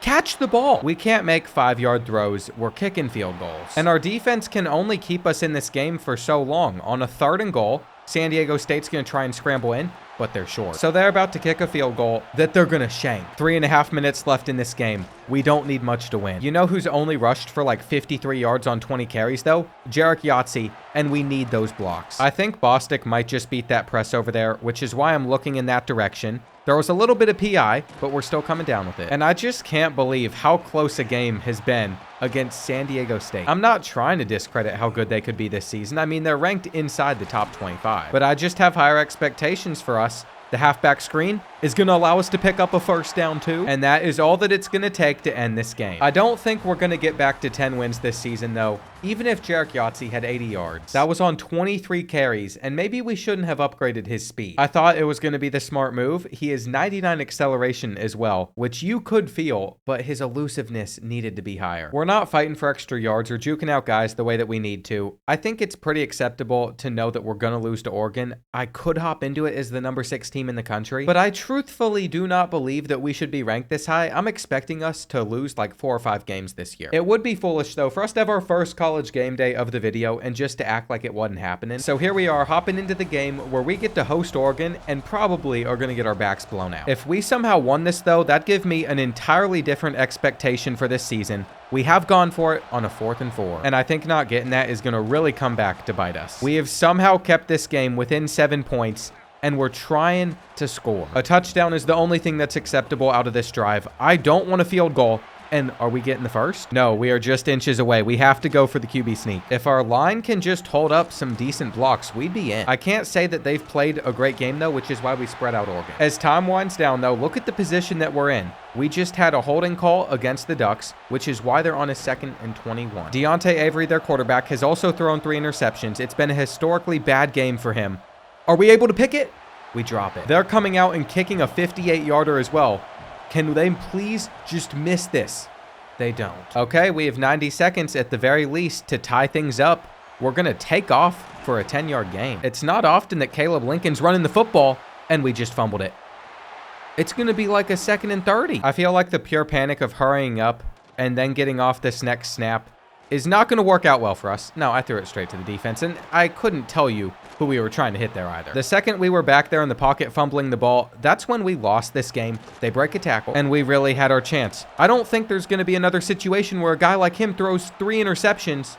It's over. We had our opportunity and we blew it. I mean, the score was closer than I thought it was going to be. But any chance we had at getting a lot of these 4 stars, I think just went out the window. We're still in 1st place for a 5-star linebacker. I highly doubt that we're going to close that one out on top. I just wish the computer would stop putting hours into players that we're clearly going to lose to other schools. It's very frustrating to see, and we're a top 10 team still, but we're about to play number 12 Penn State. There's just no way we beat them. See, this is what I'm saying. It was going to take no time at all for everything to fall apart. Maybe we'll take on number 12 Iowa. I feel like that's a ranked game we could probably win. Their overall can't be too high. And I'm pretty sure over the past few seasons, we've been handling Nebraska. Sure enough, we took them down 22-7, but Iowa lost at the same time. So the Hawkeyes are no longer ranked, and I have a lot of faith in our defense to hold them to a low amount of points, where we could probably beat them in Sim too. Seeing that the Ducks have lost a couple games though just reinforces the fact that I don't think we're that good. I just decided to sim a few more weeks, and that's when I saw that we have signed our first 5-star. The computer did something right in recruiting. recruiting. But I can't get too excited because LaMarcus Folk is the only player they've signed the entire year still, and it doesn't seem like there's any other battles that we're going to come out on top of. They've wasted so many hours in other places. Fortunately, even though the Hawkeyes took us down, we have been able to beat Indiana, and then we held Minnesota to 0 points while scoring 40 ourselves. So the defense is looking really good, and we're still sitting at number 18 in the country despite having 3 losses. We've always known a big part of that was going to be our defense being as solid as it is. So I'm not shocked that we beat Rutgers 22-3. We literally have the best defense in the country, giving up the fewest points throughout the entire season. However, if we want to get to the playoff, we're going to have to win our final 2 matchups against the Trojans and then against the Huskies. And both of those teams are very good, unfortunately. We've beaten USC in the past, but they've continued to get better. So as we're an 81 overall, they are a 95. I actually think that without doing any recruiting, some rebuilds would be possible if we were like in the MAC conference. I think UCLA would consistently win the conference and still improve a lot. But inside the Big Ten, it's just going to be hard to get over that hump of where we're at. We'll see what we can do on this 3rd and 6, though. We had them. And now that I've actually gone out here and called a play to go for it on 4th and 6 instead of just kicking a field goal,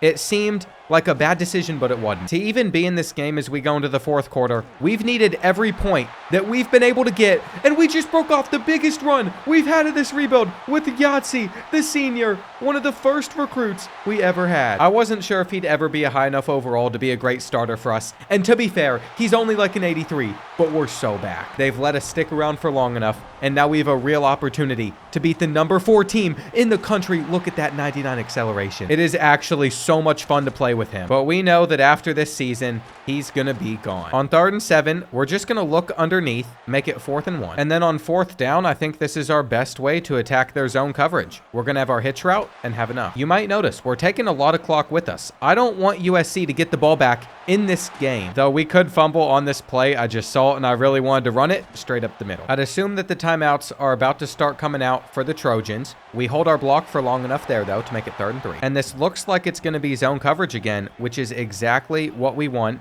It's man-to-man, though, and they got an instant blitz. That pressure was instant. There was nothing that we could have done. That's stressing me out, though, because as they move down the field, all I want to do is stop them. And we just got one step closer to pulling this one off. 3rd and 16. They probably want the hitch. They go deep on us instead, and they've been forced to use their final timeout. My mistake was having BB as one of our safeties with only like 85 speed.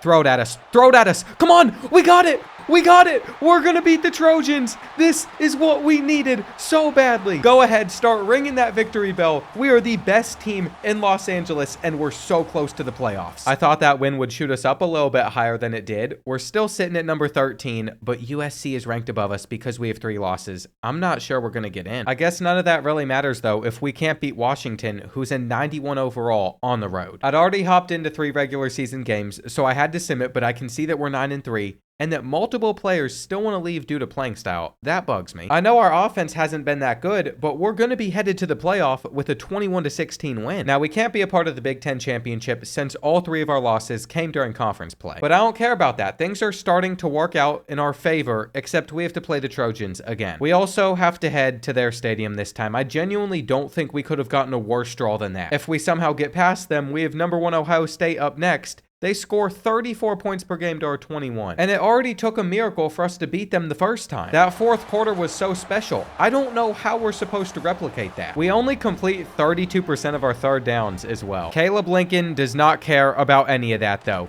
He's kept us in this one. Well, at least somewhat. It is now 3rd and 13. This is a big play, and they got their pressure. I don't love that we're deciding to go for this, but it's always been in our best interest to be super aggressive. And I was pretty confident that our defense could hold them to just a field goal if that didn't go our way, but now we can run. We're trying to chew down some clock. That 99 acceleration is going to allow Yahtzee to get the first. But again, his juke move is so bad that it makes it very difficult to use it. Pressure is definitely building. They're going to allow him to just take off for 15. And we're 25 yards away from the end zone now. I don't think Holiday's going to get open on that corner route, but we might look at it first. Then we're going to go underneath the Pettis. He's got it for us, but we need to choose some more clock before we score a touchdown. When we get in, I don't want there to be any time left for USC to make some plays. They're all over Yahtzee. And we might have just chewed it down way too far.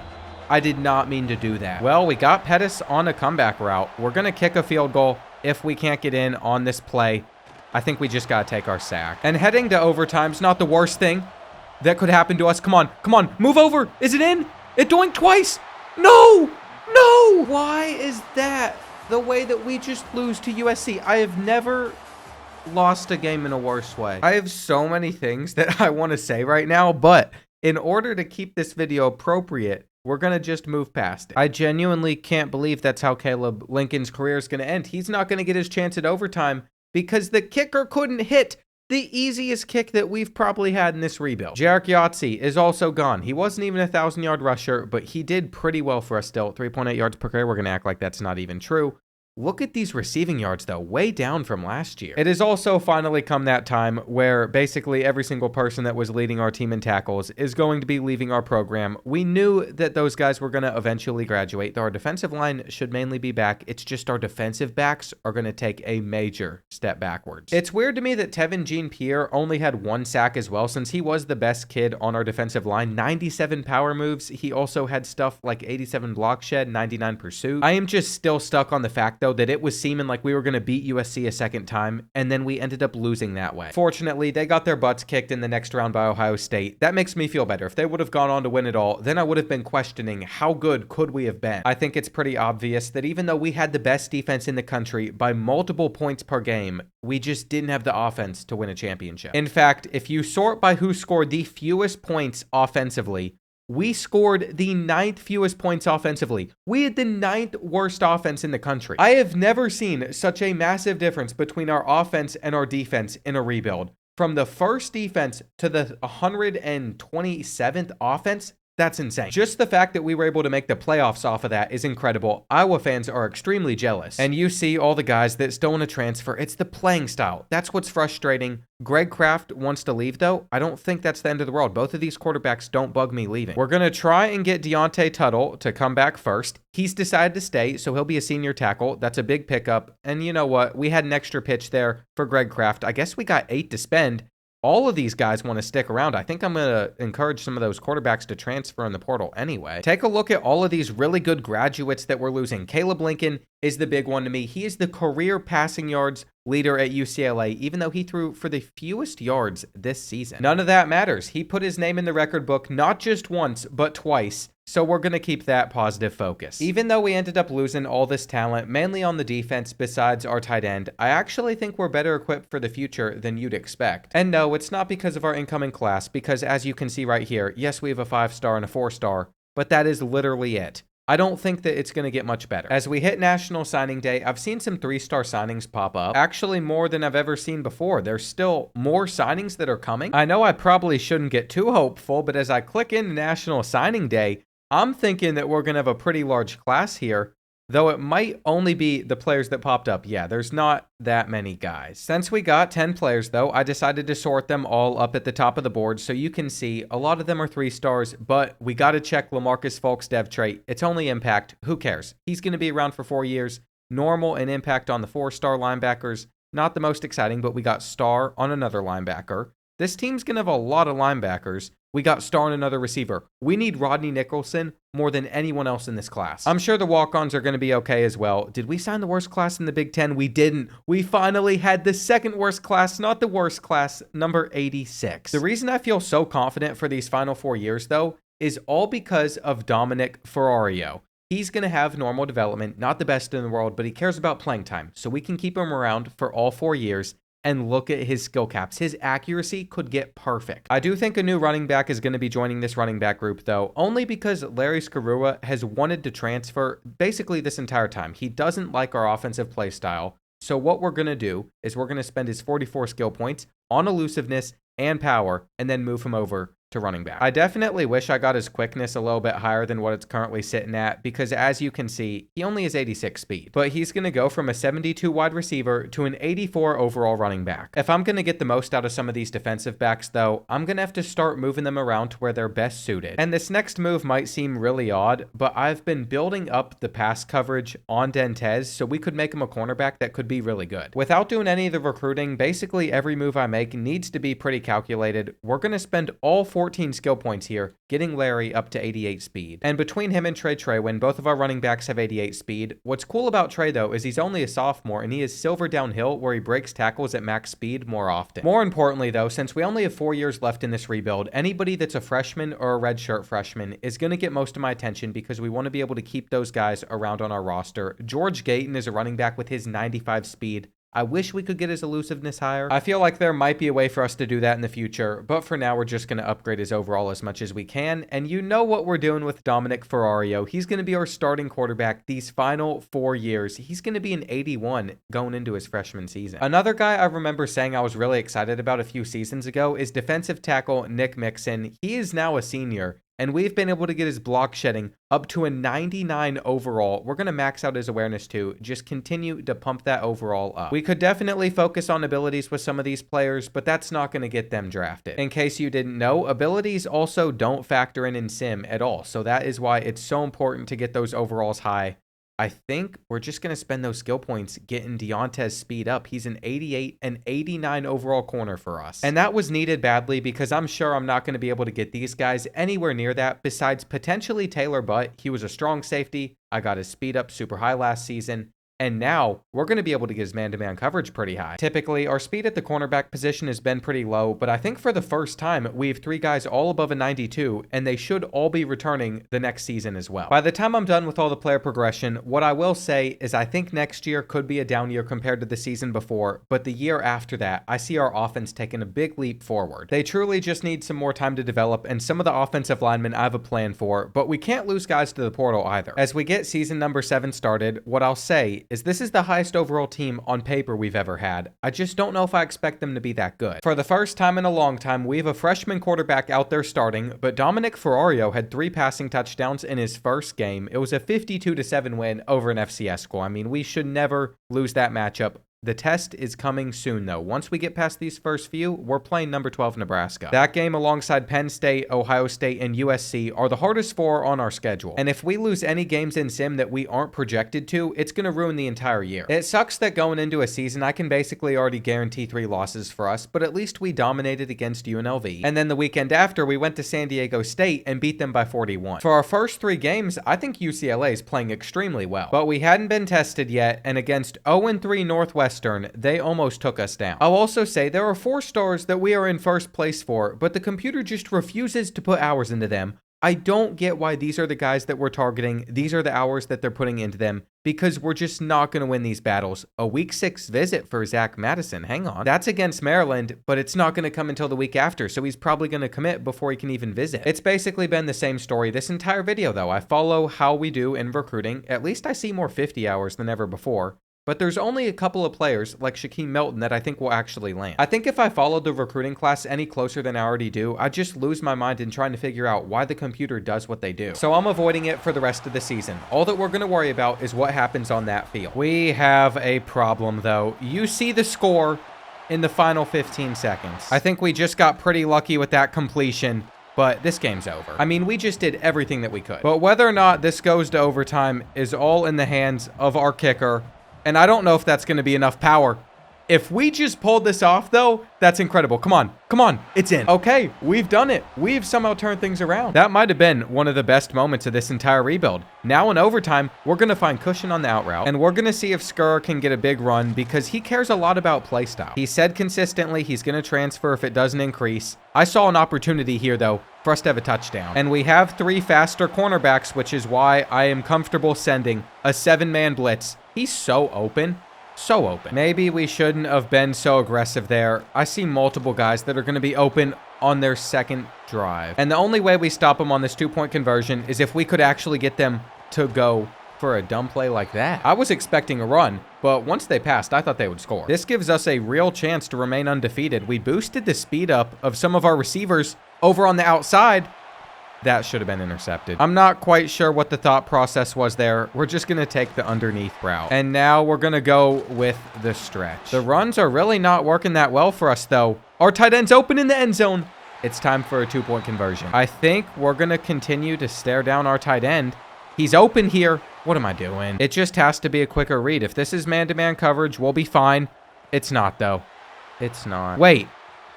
I just looked up and they're returning it. We're going to be able to catch him, which is good. But I put my head down. I was mad. And then all of a sudden, we almost lost the game. I mean, it's not over yet. They didn't get the 2-point conversion the last time they went for it. We shifted everyone away, and it doesn't matter. I feel like our 2-point conversion defense has been really solid. I say that right before I probably jinx us. Oh, they throw it to us. Everyone's throwing picks on their 2-point conversion attempts. This whole game has been pure chaos. And I think we're going to try and scramble in. Or we'll throw to the back of the end zone. Drag your feet. Come on. They're not even going to review it. They're saying he was out of bounds. Okay, to be fair, maybe he was out of bounds. Look at the mascot, by the way. The Cornhusker mascot is in disbelief. He's so upset, but it doesn't matter. There's 2 refs there that can see that. I think what we're going to do is just pull out the RPO. We have the numbers to hit our tight end.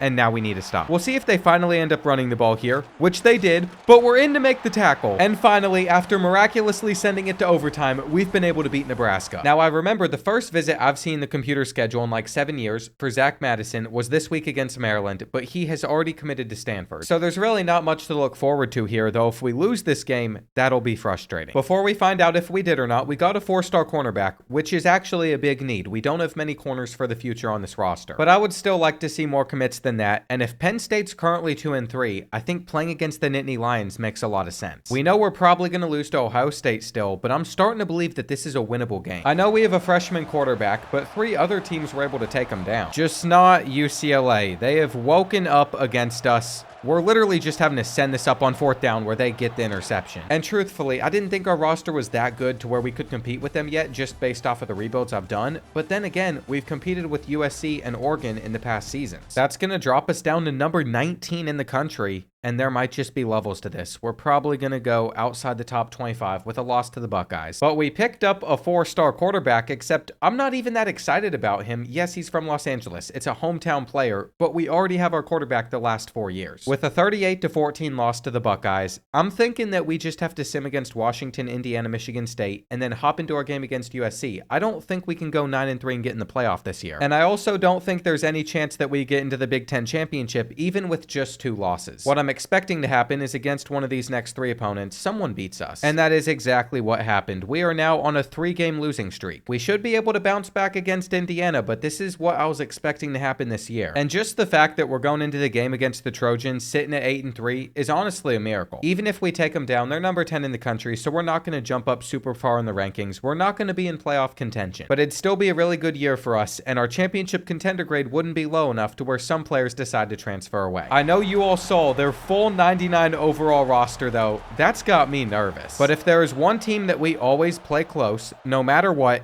it's USC.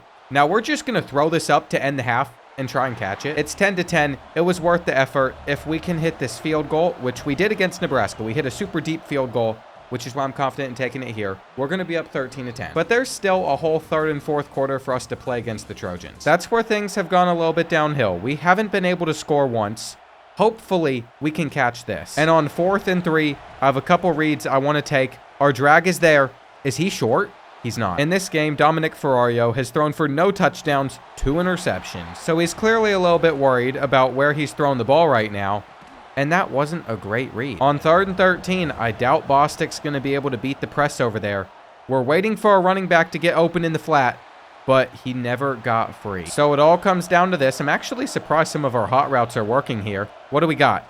We got man-to-man coverage? That's fine. We have it. What a play from the freshman to keep our hopes alive in this game. I think it might be best if we just go to running the football here, though there was nothing to go with. There's a reason that Larry has 16 carries for 28 yards, and we tried it again. We still have all 3 of our timeouts left just in case we don't pick up this 4th and 9, though that needed to get to our receiver. Why didn't we put our hands up there? That's really frustrating. I can't believe USC is coming out in 5 wide either. They're trying to end the game, which they did. This is 2 years in a row now where our season is just going to end with the Trojans beating us. I guess we're going to still have our bowl game, which will allow us to raise our championship contender a little bit, but currently it's sitting at a B-, and there's multiple guys that want to transfer. I think if we take down number 25 Wisconsin, who went 9-3, we could get our spot back in the top 25 to finish out the season. But you can just see how hard it is for any school that's not a massive program in the 2 biggest conferences in the country.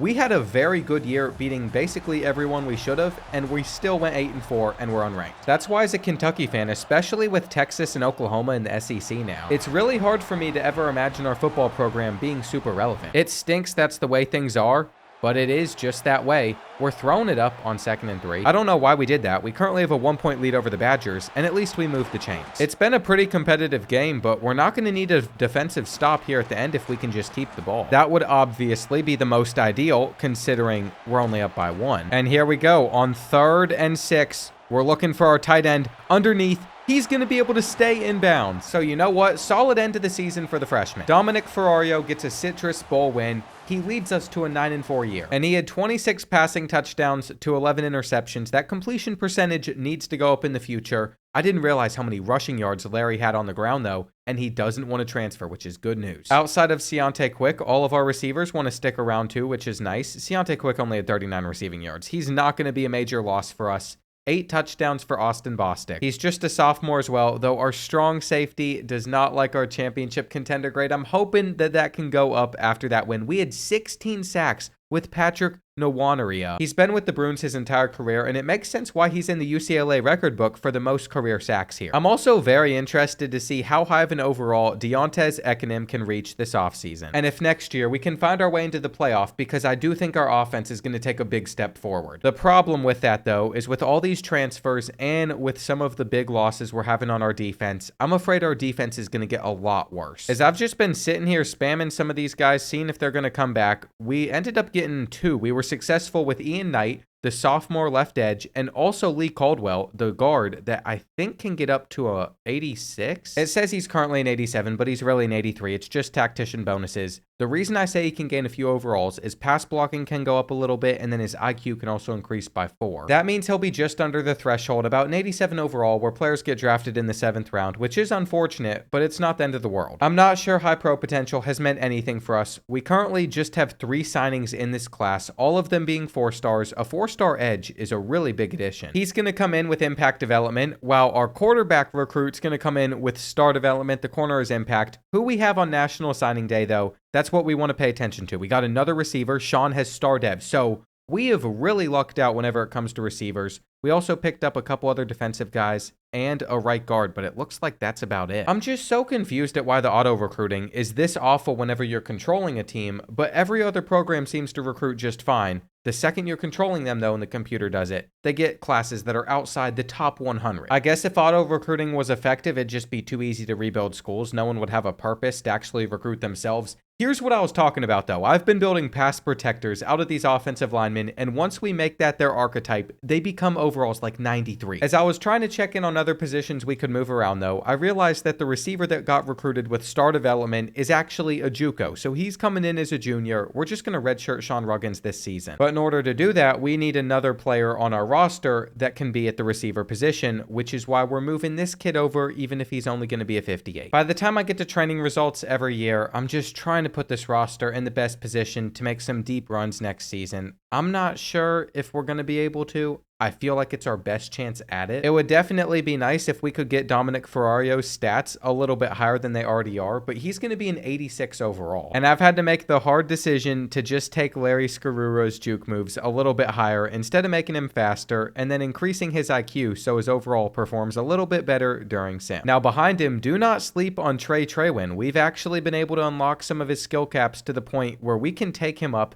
to an 87. Next year, I think he'll be able to get even faster. And we're even having fun with running back George Gayton. He's about to have 99 speed. Can he get shifty? He can't, but he can get takeoff. We've been able to get some really incredible 3-star prospects come through this program, but I'm telling you all, in the future, our last couple seasons here, I'm building some even better prospects that I can't wait to show you all. I did kind of mess up on one of them, though. As you can see, we have a junior that's a 91 overall, so we're not going to keep him around for his senior season where he could have been like a 95. That was a mistake on my part. The rest of these guys, though, I'm hoping that Larry Awesome doesn't go ahead and leave for the NFL early. I might have made another mistake there, but if we just look at our offense, you're going to see that next season, especially on the receiving side of things, we can take a major leap forward. I'm still determined to go down the Scheme Guru tree as well, especially since we only need to win a few more top 25 games to get there. That's where we can unlock stuff like fast tempo offense, And another one I think is super overpowered is ground and pound defense. Maybe it was the ground and pound offense one that's OP. Either way,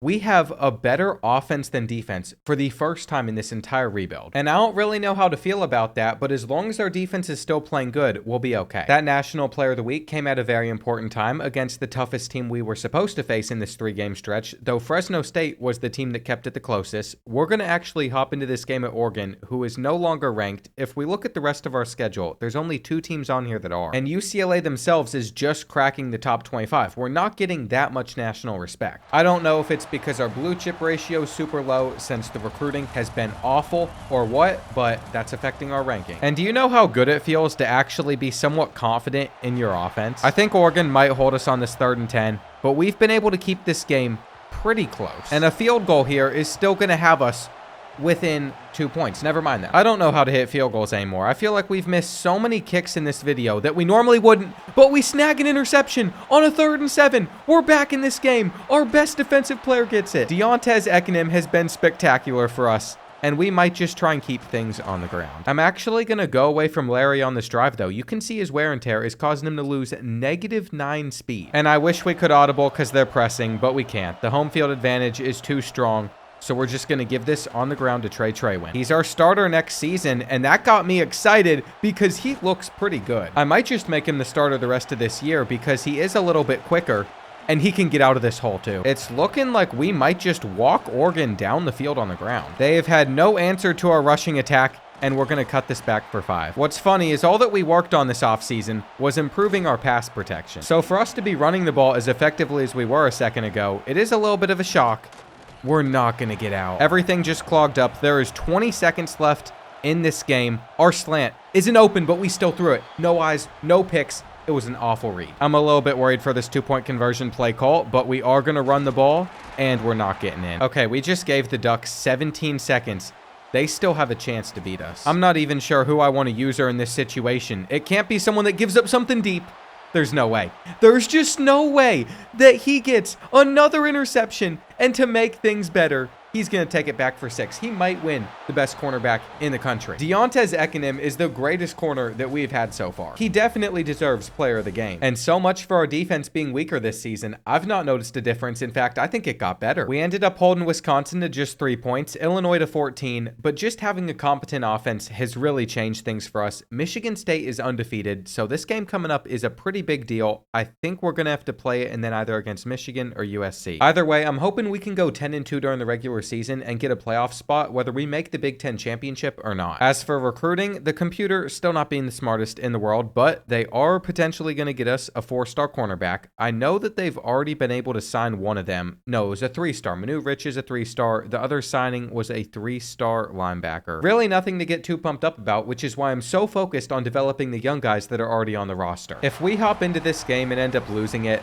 that's going to be very frustrating. But that's just not been the way that this game's gone. In fact, we're running away with it. I'm starting to realize that even if they were undefeated, we probably could have won it in sim anyway. But at the same time, it might be better to just not take that risk. Since we saw last season, a few losses really affected our championship contender. It made it to where I thought players were transferring. And yes, Larry Scarura is still our main starting running back. I never made that substitution change I said I would. As we continue to win, I thought our ranking would rise by quite a bit. We're an undefeated team in the Big Ten, but we're currently sitting at number 9. With programs like 7-1 Penn State and Ohio State ranked above us, I just don't understand why we can't get any respect. We are currently tied with Arkansas State for the number 1 defense in the country with a much tougher schedule than them, and our offense is fixed, so I don't know why we're not a top 5 team. In fact, our offense is listed as one of the top 25 points per game offenses in the country, but I guess we still have to really prove that we're that good, so we're going on the road to Michigan, who's in 97. They clearly have the better team. They've got the home field advantage on their side. It's going to be a tough matchup for us. They also have a kid that is on something. I know you all saw that one. I wanted to see if we could get him to pee in a cup before kickoff, but we couldn't. And the energy for Michigan so far has just been all over the place.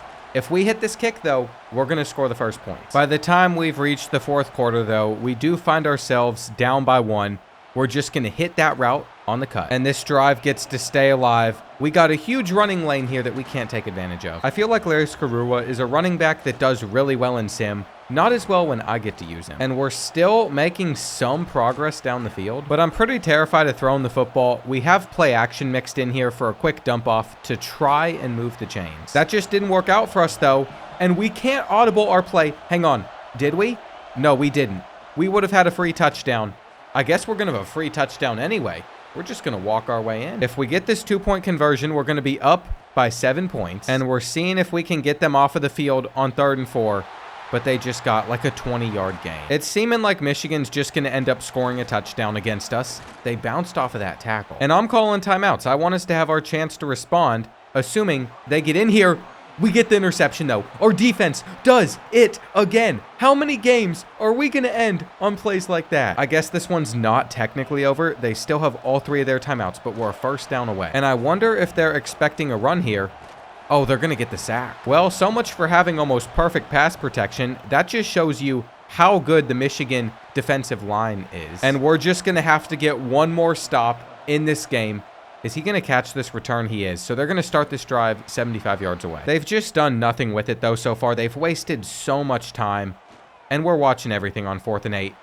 This is a prayer. Swat it. Swat it, we're good. Our defense really clutched up there. And I am starting to feel like we have a real title contender in our hands. That result did not give us that much movement, though. We're currently sitting at number 8 in the country. There's just a lot of undefeated teams still. And we have to skip over our final 3 games since we've already hopped into a few regular season ones. Along the way, we've picked up our first 4-star commit, and it's another linebacker. We don't need any more of those. But I'll take it, and everything went exactly how I thought it would. USC gives us our first loss of the season, but we beat Kent State and Maryland. We're not going to be in the conference championship. That's going to be between the Trojans and the Hawkeyes. But we are going to be a playoff team. Fresno State had the best running back in the country. I wish he'd enter the portal and the computer just actually recruit him, but we get like no transfers in this video. We have Miami in the first round. That's better than having to play USC, but if we somehow beat the Hurricanes, then we beat the Panthers, we could potentially be playing the Trojans. That'd be asking a lot out of this team, though. I am glad that we've signed a couple 3-star cornerbacks because we did need more defensive backs on this team. No crazy dev traits there so far. Dakota Pride, another receiver. Can't complain about that since we're low at that position. But there's just not been any signings for the 8th year now that have blown me away. Miami averages 40 points per game, and I'm sure that they're going to be a higher overall team. But because we are the higher seed, we get the privileges of hosting this one at the Rose Bowl. With our crowd behind us, we've been able to get in front 10-7. But that's just a missed throw that is inexcusable. That could have been the touchdown that puts us up by 2 possessions. Now it's 3rd and goal. We're going to see if we can get Miami to bite. But defenses are winning in this game so far, and that trend continues. I'm hoping that maybe our next drive can end a little bit differently.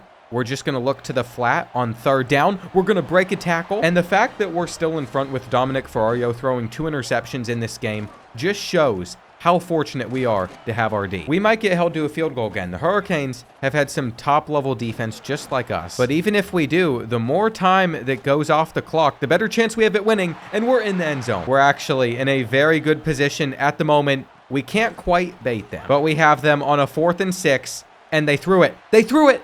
There's a flag. There might have been a little bit of PI. I won't act like there wasn't, but that's a soft call, ref. We're at home. That was the game ender right there, and instead, the play turned into the game extender.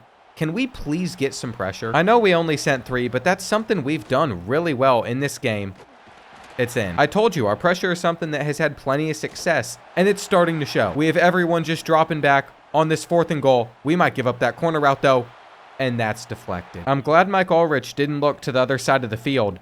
If they're sending a cover 0 blitz, it's over. They're probably going to be able to get the ball back one more time. Or maybe not. I think Bostic has both of those guys beat deep. He dropped it. Okay, maybe it's not over yet.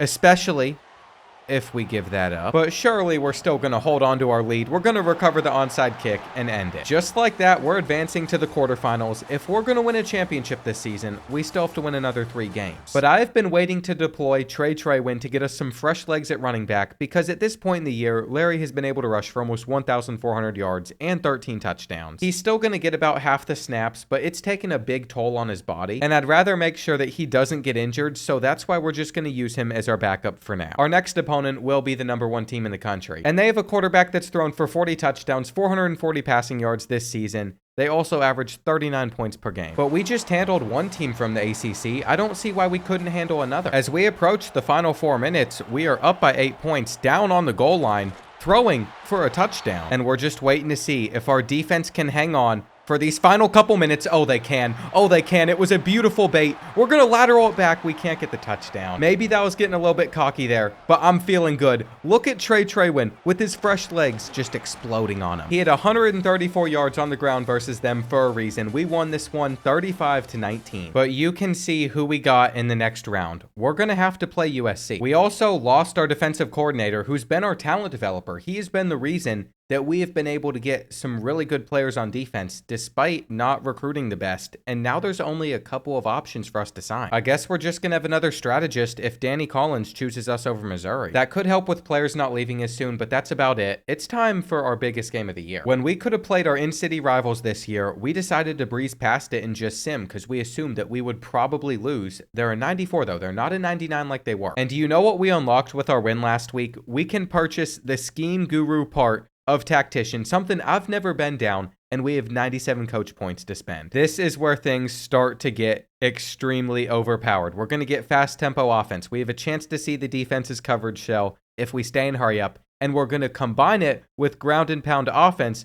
which is just going to exhaust their team. Now that cost us all of our coach points, but I think with a fresh running back or two, it's going to be worth it. See, we've already talked about Traylon, but I've not mentioned our sophomore 99 speed running back that also has fresh legs. And we're getting to play in the Rose Bowl, so we're getting to play in our own stadium, in our own city.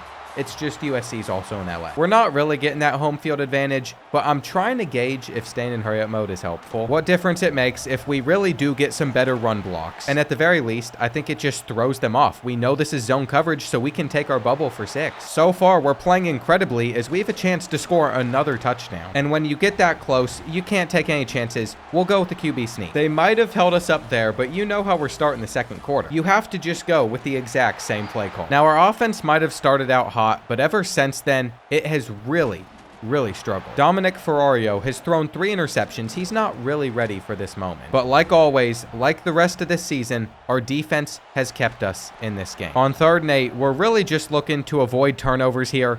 Though, it's a tight window throw for 6, which was definitely nice, but it's not like that's going to win us this game as USC is driving and we're going for hit sticks. Here on 3rd and 8, I'm stuck on our defensive lineman. We give it up. But we're getting some fresh legs out there on the field, and he's going nowhere. This is probably a terrible time to get Gayton involved, but he's got the chance to get a big play. He just hasn't done it for us on this drive, and we're going to get stopped. It's always USC that gives us these problems. The longer this goes on, the worse our odds are looking. And if they decide to run the ball there, they would have had the most open lane possible. They're in field goal range. We have to send a blitz, and we have to get in.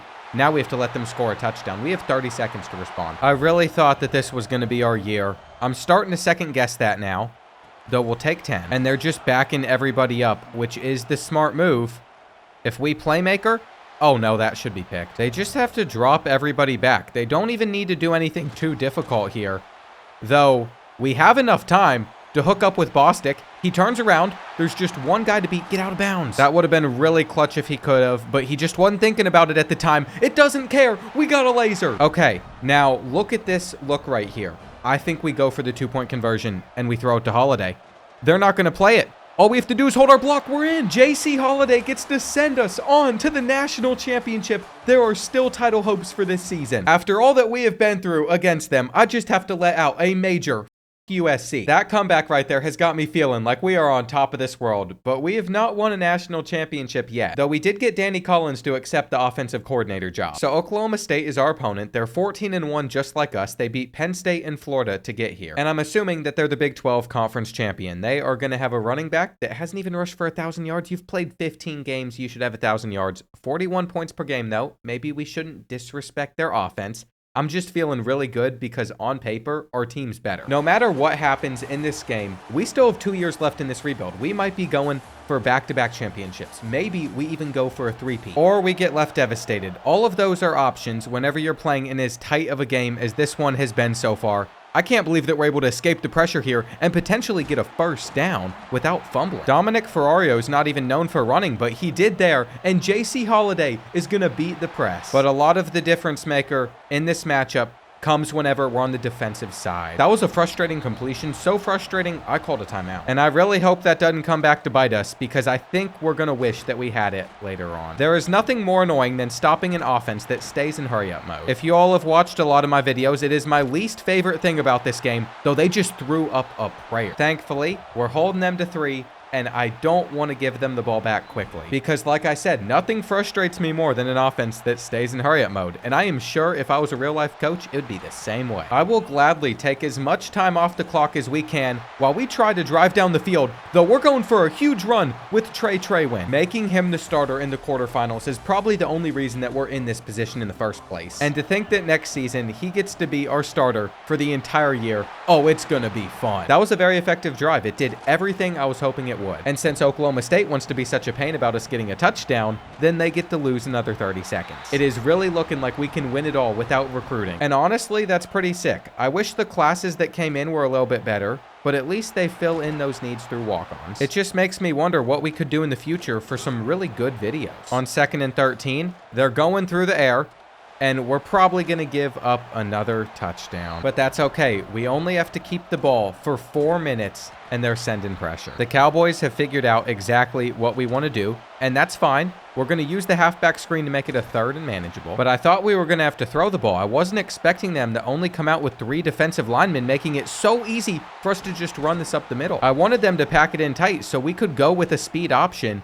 and that's going to allow us to get another first down. All of a sudden, we get one more, and that national championship is ours. In fact, we might as well just mix in a throw, because I don't think they're going to be expecting it.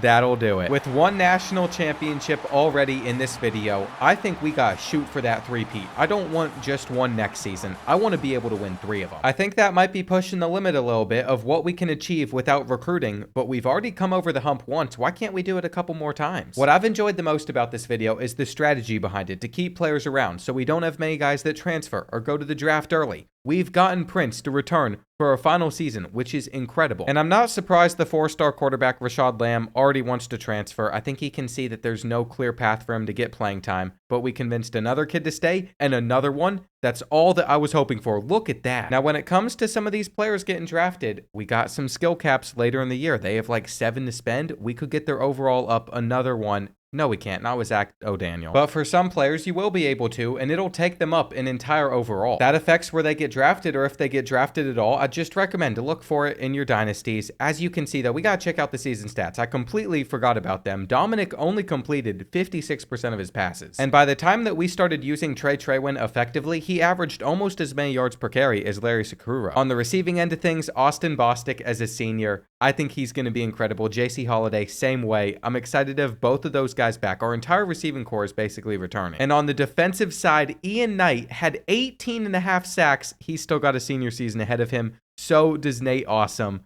We are going to have to say goodbye to Deontay's Ekanem. He probably led the team in interceptions. No, it was senior Taylor Butt. And it said that Taylor wasn't going to get drafted, but guess what? He did, because he got up to an 89 overall. Now, you might think if you win a national championship, the computer should sign you a pretty good class. You should get some high-level transfers. We actually had a couple cornerbacks as junior transfers come in, but the class is going to be just as bad as some of the others. Brenton Stockton seems to be the best player, though. He's a junior transfer. He'll have 1 year left with star development. He might be like a 90. I bet it was our highest rated class as well. Not by much, but it was ranked 71st in the country. It's just pitiful. It just makes it so impressive that we won it all under those circumstances. Now, I do have to head out to Appalachian State. I'm getting to go to a game out there, so I don't get to finish these final 2 years until I come back. But when I do, I'm gonna have to go through all the training results. I'm probably just gonna grind it all off camera, and I'm hoping that when I return, the team is looking better than it currently is right now. Because as you can see, we should have some high 95 overalls on this roster.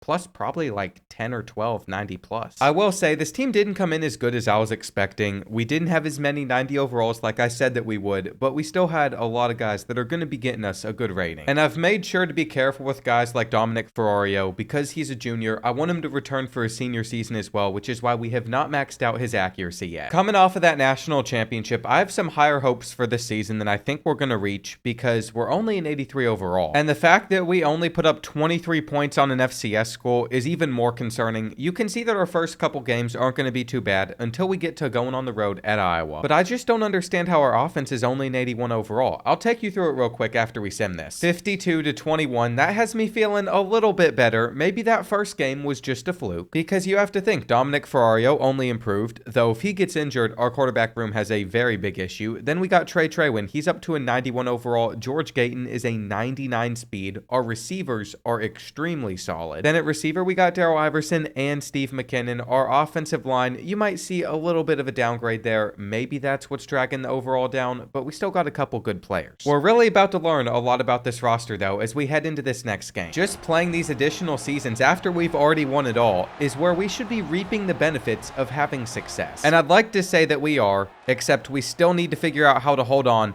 in these final 20 seconds.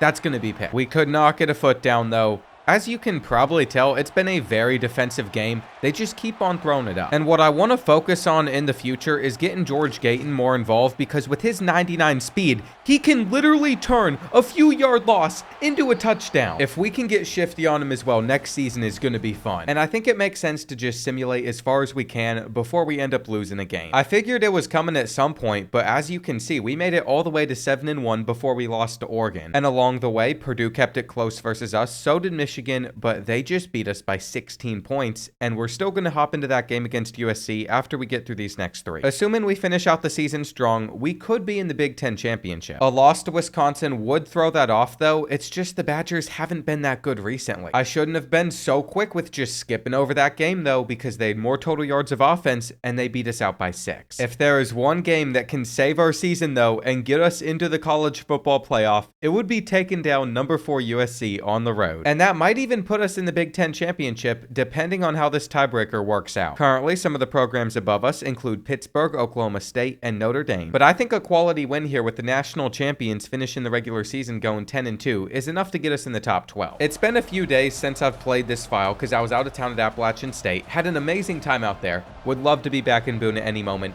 but I don't remember much about this file because it's been that long, except USC was a pain. They've continued to be a pain in this game as we've only put up 7 points. They're hitting us with a flag, and that's going to be intentional grounding. It's going to be like 4th and 20. Only 7 points is just a disgrace to this team.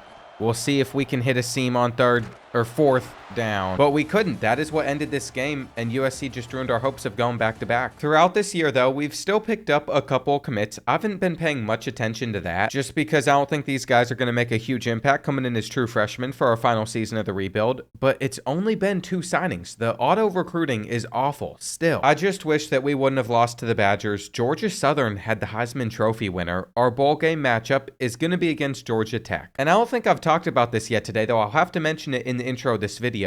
How did UCLA actually beat Penn State this weekend? The whole purpose of this video was to rebuild a winless team. I just want to make things very clear. Up until playing the Nittany Lions, the Bruins had not led for a single second of the entire season. They got rid of their head coach. Nico Alamaliva, not been good.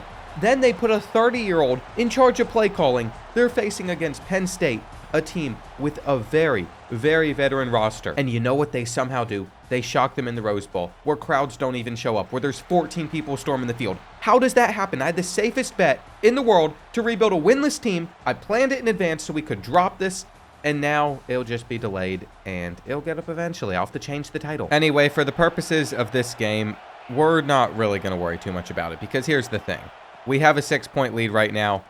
Whether or not we win this bowl game doesn't affect our championship odds in the future. I just wanted to put them away with that throw. We're going to pick up the win. We're going to get to 10 wins this season, but can we get another natty? I'm kind of baffled at how Dominic Ferrario only threw 2 interceptions this entire season, but he only completed 54% of his passes. And then running back Trey Traywin is going to be missed. We've been giving him a bigger load every year that he's been on campus. That is going to go into George Gayton next season. And for our receiving side of things, Austin Bostic and JC Holiday, both senior receivers, both of them will no longer be with the team. I just see our offense being even worse than it was this past year. USC winning it all was gross as well, but at least we lost that last game to somebody that was really good. You can see that we have a few players going on to get drafted into the NFL, but we got a lot of 89 overalls that aren't getting that recognition. Some of them would still get picked up late in the 6th or 7th round, but if you look like 4 years back, these players getting drafted in the 6th and 7th round would be like 86, 87 overalls. There has been an overall inflation while our team and recruiting class really has not gotten any better over this entire dynasty. It doesn't matter if we're winning championships or having no success. Our class is going to be at the very bottom of the Big Ten. I'm also hoping that if I move George Gayton over to receiver, then back to running back, he becomes an east-west playmaker, which will allow us to get shifty on him. Just seeing what our roster looks like before I go ahead and start progressing all these players' overalls, I don't know if I can turn this into a national championship team, but we're going to do our best. We can't even max out Dominic Ferrario's accuracies because he is already out of skill caps with that last 2 spent. I think with all the player progression out of the way, this team compares decently to the team that we won a national championship with, especially since we do have that 99 speed running back with platinum shifty, but at the same time, I'm not a big fan of our receiving core, and I think I'll be able to inflate our overall a little bit by cutting the lowest overall players on this team. But ultimately, that only took us up to an 82, which has me feeling like we're just going to finish this season 8-4 or 9-3. The game is a similar projection for our ranking, with us down here at number 22. And maybe if we got some better tacticians as coordinators, that could help out our team a little bit more, but I just think that we're going to end up being pretty bad. That is in comparison to the biggest teams in the country, though. I'm expecting us to win the first 4 games. It's just against programs like Ohio State, we're probably losing. Here's the issue, though. Before we can even hop into that matchup, Washington took us down by 3 points on the road. So if we're going to be good enough to win a second national championship, it's going to be behind me playing extremely well. What's so crazy, too, is I was expecting seasons 9 and 10 to be better than what happened in season 8, except that's the year where we won it all. And I don't even want to talk about the fact that there was a point where we had a lead in this game. On 3rd and 10, we're picking it up. We needed that. Now we're trying to get into the end zone. We have our slant, and Lamb goes to the 1. If we're going to take down the Buckeyes, we need that touchdown. But we can burn 40 seconds off the clock before eventually rushing it in. For the 2-point conversion, we're actually just going to go with a run as well. There's nowhere for Gayton to go. And that puts a lot of pressure on our defense to prevent the Buckeyes from getting into field goal range, which they're near. All of a sudden, they only need like 10 yards left, which is why we want them to throw the ball directly at us. Problem is, Rawls was not quick enough to get over to it, and it's over. I need to let them just get into the end zone here. Don't make that tackle. We are literally begging them to run this football, though throwing it for a touchdown would do the same thing. I just wanted it back in our hands, so we had control of how this one ends. But it is going to be extremely challenging to do something with only 20 seconds left in this game, except Lamb is going to get out of bounds. Here we go. We're going to look back in his direction, especially with that linebacker over on him. The crosser is going to be completed, and as long as this play doesn't take forever, we still got 2 attempts. We're going to be able to hit him. Can we get into the end zone, though? That's the question. We're in. There is still national championship hopes this season with UCLA. And I should have never doubted senior quarterback Dominic Ferrario. As you can tell, the auto recruiting will never get any better for us. We have found that out with this video. And I can still only hop into 3 regular season games a year, which is going to have to be against USC and Penn State. By the time that we get there, I'm hoping that we're sitting inside the top 10. But if our guys lose even one game that they're not supposed to, it's going to ruin everything. Turns out we could hold Rutgers and Indiana to 0 points, but we couldn't beat Nebraska. They took us down by 1, so we're now going to have to win both of these matchups. We could probably still get back into the running for a spot in the Big Ten championship too. It all depends on tiebreakers. USC has taken a step back from what they were last season. They're coming off a natty. But if there's a school from Los Angeles that's going to keep the streak up of the natties coming from teams from our city, it has to be us this season. That's why I'm kind of sweating out this finish, because we're currently down by 10, and they have us on a 4th and 7.